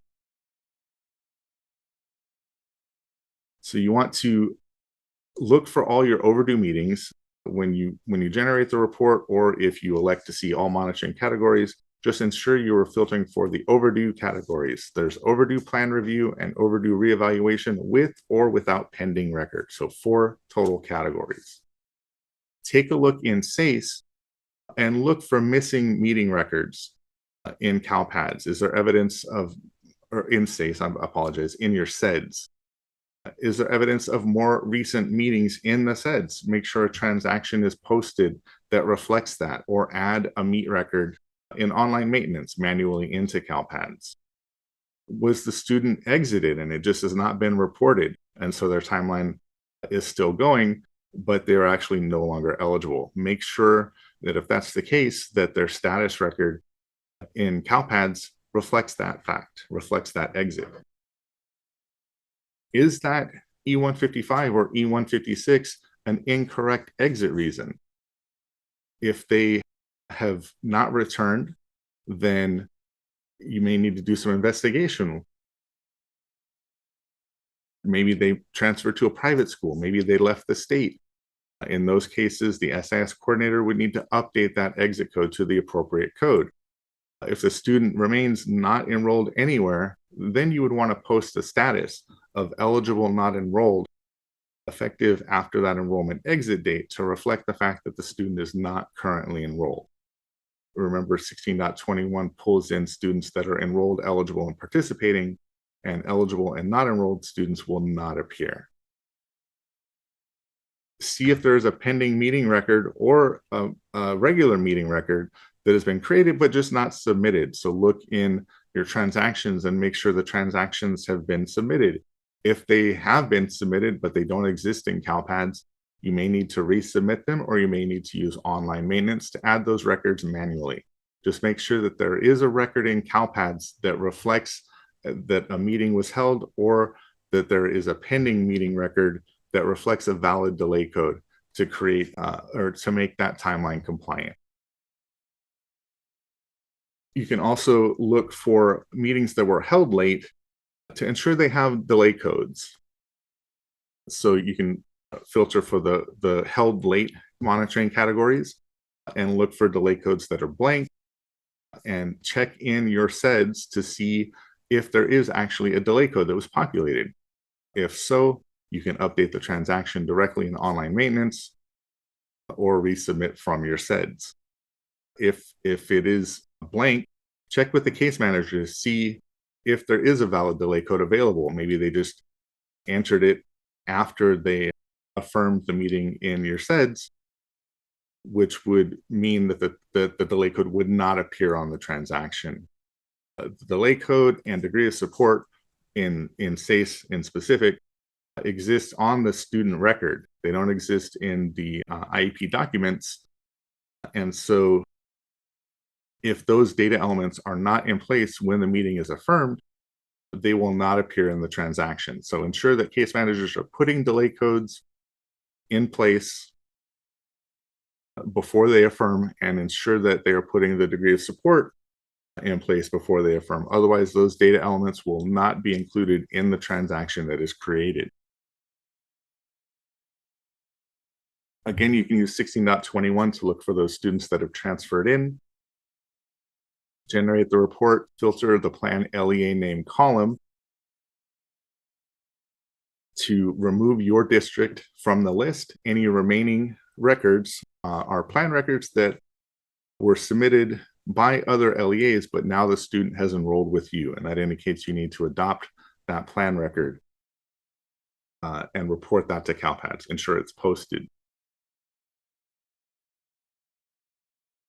We talked about looking for missing delay codes. You also want to look for inaccurate delay codes. Delay code 90, late without cause.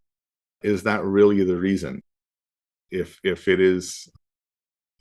late without cause was entered, but after conversing with the case manager, you learned that it was a different reason, be sure to update that to a compliant delay code, because again, late without cause is the same as blank. It is non-compliance. So you all probably have your devices since we're on Zoom. So please take a moment to generate your 16.21 report. Just generate it as of today. You can test that filter as well. I know there was the known issue with 16.21 over counting timelines for reevaluations. So that may still be the case. It looks like it is still a known issue. So just be aware of that fact when looking at 16.21 right now, that you may see inflated counts for overdue reevaluation pending record. But otherwise, please go ahead and we'll just take a few minutes, generate the report, and take a look in your special education data system. And of course, I see that a lot of people are having issues with CALPADS. It did the same thing to me. I tried to navigate to the known issues, and I got that 500 error code. If that's not the case, then we can just move on. But essentially, reflecting on the last few slides as to what to look for in 16.21, when you have the opportunity, just take a look, run through these slides with your 16.21 report in hand, compare it to what you see in your SEDS. Look for those missing meetings, look for missing delay codes, look for missing pending transactions, and just for those overdue timelines, ensure that there is not missing data that just has not been submitted or posted from you. So earlier this year, when the annual determination letter went out, we were tasked with working with LEAs that reported 100 or more, or that had 100 or more timeline compliance pre-findings on their annual determination letter. We wanted to work hands-on with these districts to look for root causes to their timeline compliance issues.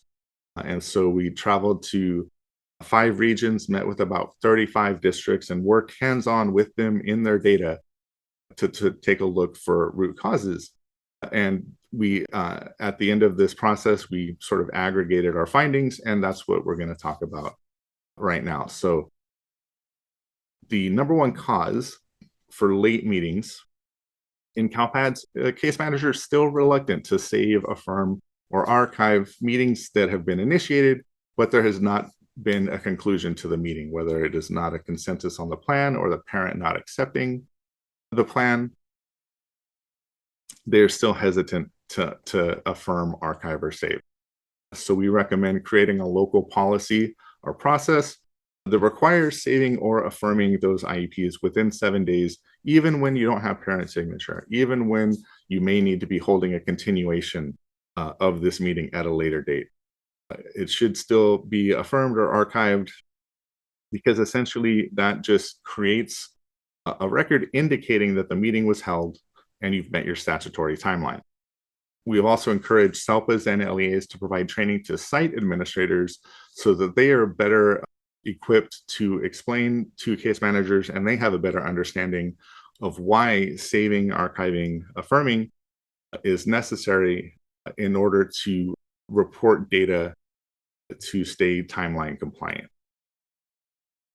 Case managers not providing adequate notice for plan review and reevaluation meetings.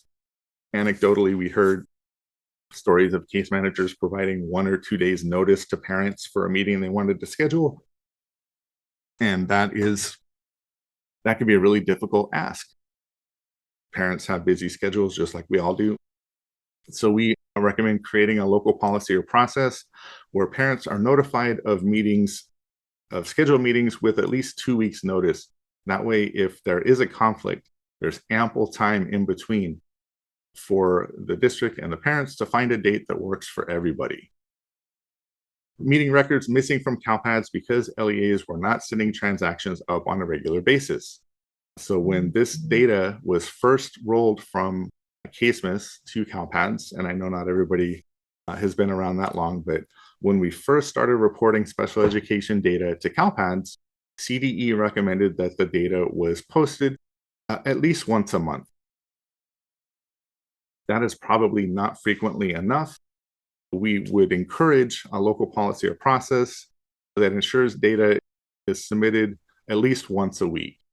Now, if you have a small students with disabilities population, if you have like 10 students, that may be overkill. So find something that works and makes sense for your LEA, for your student population, but just ensure that this data is coming up on a regular basis and frequently enough that this timeline information is getting posted in a manner in which it will be effective in preventing these findings or pre-findings.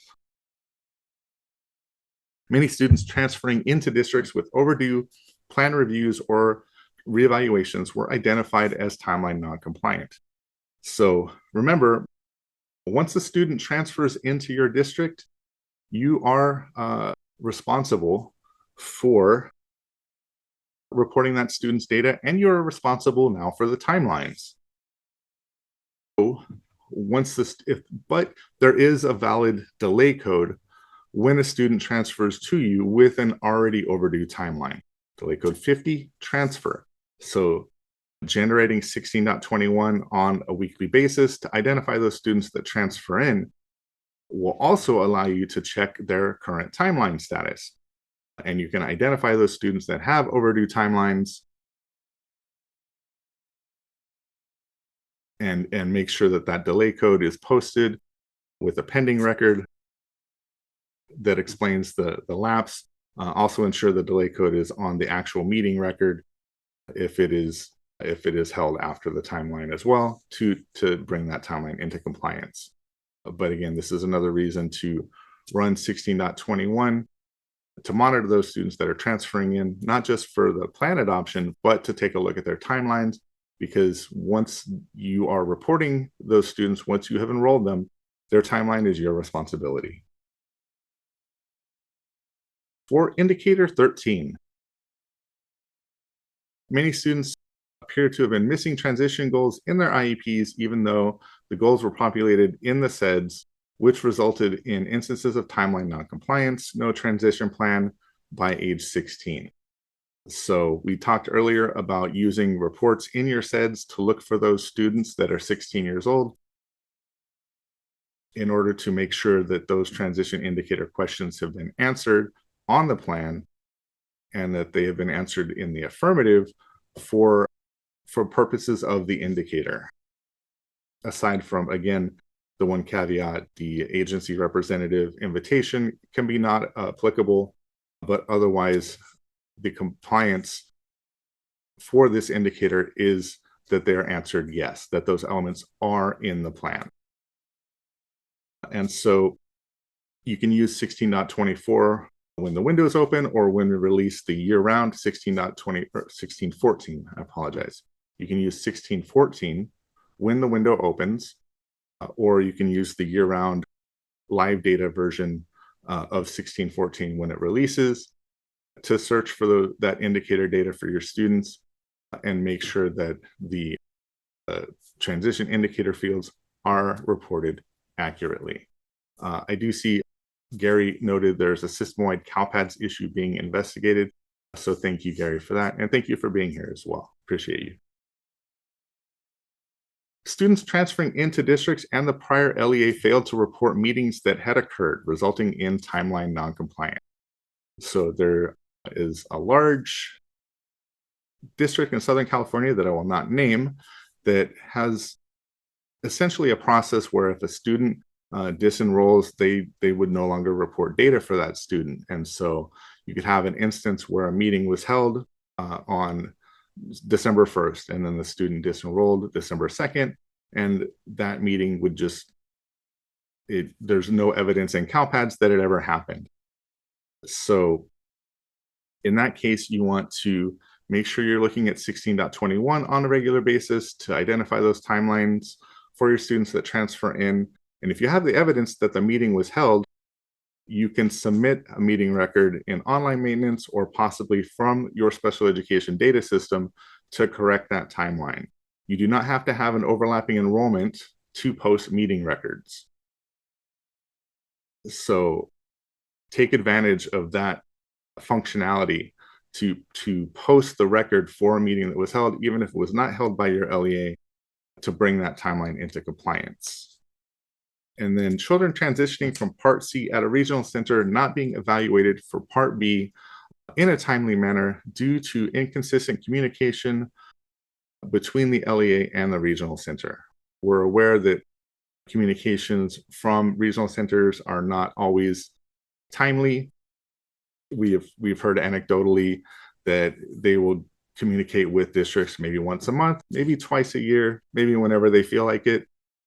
So we recommend working on your local MOU, your memorandum of understanding, with your regional center and specify the data elements that you expect to receive, as well as how far in advance you receive the information and how frequently you receive the information. So you have it in the MOU that you, on a monthly basis, need information for students that are turning 3 within the next 90 days, and you need the demographic information and other information that will allow you to at least create the SSID to report that pending record and subsequently the Part B initial. Dominic? I was going to say, Randy, it looks like you have a question you want to answer? Yeah. So Michelle is asking that about the transition indicators, and she said she thought it was now for students in 9th grade, not 16-year-old for post-secondary goals. And I just wanted to clarify, yes, there was a state law that was passed that says and recommends that districts have transition plans in place for students by the time they enter 9th grade. But just know that is an IEP team determination, and it is not a mandate. You don't have to do it. And furthermore, what we are measuring for in CalPads is based on IDEA law, which says that the transition plan has to be in place by their 16th birthday. So good news is if your district has implemented a process for getting those transition plans in place by 9th grade, you will never get these errors. You won't have any compliance issues. But again, what we're measuring is, are those transition goals in place by the time the student turns 16? Right on. Thank you, Randy. No problem. And so potential causes for extremely late meeting anomalies. You may generate report 16.21 and see a student is 3,000 days overdue for their plan review. That's hopefully not accurate. There's some potential causes for that. That eligible and participating students whose enrollments were exited as E155 or E156 and they did not re-enroll. So you may need to, as we discussed, investigate what has occurred with the student. Have they enrolled in a private school, left the state, however, and your SIS administrator may need to update that enrollment exit, or you can post students with disability status record of eligible not enrolled to reflect the fact that the student is not currently enrolled. Students exited from special education, but the status still reflects eligible and participating. Remember the case manager that waited 10 months to submit that exit request. Ensure that when students are no longer eligible or otherwise not participating, that their status reflects as such in CALPADS. If they're determined to be no longer eligible after a reevaluation, then their status should reflect that for not eligible. More recent meeting records missing from CALPADS. And there's obviously, as we've discussed, a lot of potential causes for that. But the fix is to submit that missing meeting record. If you have evidence that a meeting had taken place and the record is just not in CALPADS for one reason or another, either resubmit it or submit it from your SEDS or add it in online maintenance directly. And finally, my personal favorite, reevaluation meetings not indicated as such on the meeting record. Essentially, a case manager is holding a reevaluation and a plan review, but has only indicated that the meeting was a plan review in your SEDS, and so the transaction only comes up reflecting that. You can correct this a couple of ways. If your LEA held the meeting and posted the meet record, you can update the meeting record directly in CALPADS with online maintenance just to add the evaluation type code and evaluation outcome. And that will then reflect that the meeting was also a reevaluation. If your LEA did not hold the meeting, but you have evidence that a meeting held in a previous district was a reevaluation as well, you can't edit their meet record that was posted, but you can add a meeting record of your own in online maintenance with the same meeting date. There won't be any conflicts or issues with that. You would just post that meeting record with that evaluation type code and outcome as of the same meeting date, and then the timeline will be updated to reflect that a plan review and a reevaluation were held on that meeting date. Monitoring report 16.24, your meeting student list. This report will essentially display all of the meet records within the academic year selected by the as of date. So remember, if you are looking for meetings that were posted this academic year, ensure that this academic year is selected. This is the only report where you are able to monitor parent involvement facilitation for every meeting type. Other reports will report parent involvement, but this is the only one that will also display this for Part B initials. Again, this is an end of year state performance plan indicator, but it's something that you can monitor and fix now. And an informed state performance plan indicator 8. And as I said, this is the only place to see that for all meeting types.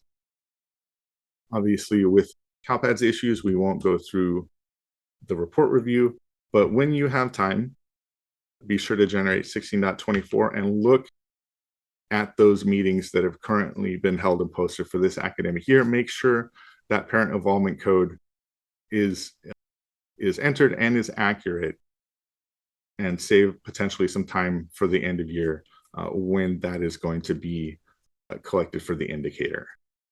Report 16.25 is your Part B 60-day timeline student list.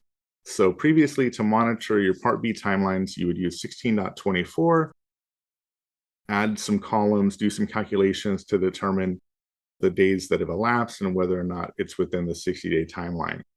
This report will now do that automatically. Again, it reports by academic year. So if you're looking for the Part B initials held within the 25-26 academic year, make sure you're selecting that. And this report is going to show you the number of days that have elapsed since parent consent, and if the meeting has been held, if that was held within the timeline, or if not, if there's a delay code, all of the information that you would need to make sure your Part B initial meetings are compliant in CalPADS, whether it is for meeting the timeline or if it's exceeded the timeline of having a valid delay code. Collaboration is critical. I repeat myself. It's crucial for CalPADS and SEDS administrators to collaborate when monitoring these timelines. Your SEDS coordinators must have the ability to generate reports 16, 21, 24, and 25. Make sure all of the transactions have posted from your SEDS. Again, not that they have been submitted, not that your SEDS reports back that they may have been accepted, but that they are actually posted. There is no communication from CalPADS back to your SEDS that states a record has been posted. You must verify that in CalPADS directly, because again, your data in CalPADS is the only data that we can see, and it is the data that we hold you accountable for. If what is in your SEDS is not accurate or is not reflected correctly in CalPADS, take the steps to ensure that it does, either adding missing data, adding missing records. And for those overdue timelines, be sure to add that pending meeting record with a valid delay code. That's to ensure that even if the timeline has elapsed, you're reporting that delay code so that it is compliant for these purposes. Resources and support. We actually have something new to share here, these SELPA resources available at the link at the top of the slide. We have gathered links to resources that we have created or that our educational partners have created on all sorts of topics, whether it is the CSIS YouTube channel, whether it is video guides that we've created, whether it's system improvement leads, anything that we have identified and accrued, we want to share it with you in sort of a one-stop shop, right? So you can access that site, access the Excel document, and take a look at the resources that are available. If there's a resource that you've created that you would like to share, we would love to help you with that. So please let us know. Send an email to speddatasupport.ca.gov, and we can include that in these resources. Additionally, if there's a resource that you would like to see that you have not found or you don't find on the SELPA resources site, let us know.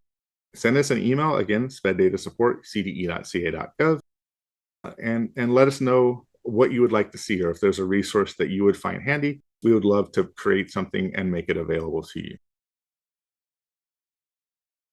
And there we are.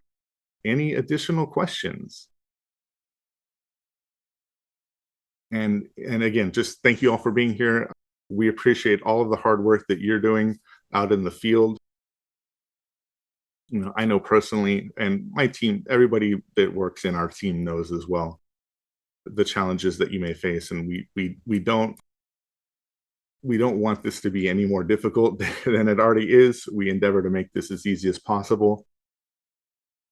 And yeah, just thank you all for being here. I appreciate the community that you've created. I appreciate the way you all work together. It's really incredible. It's a really incredible thing to see how everybody will reach out and assist when somebody has a question. So I really am thankful to you all for that. Please have a great rest of your week. Take care of yourself, take care of each other, and we'll see you at the next one. Okay. Thank you so much.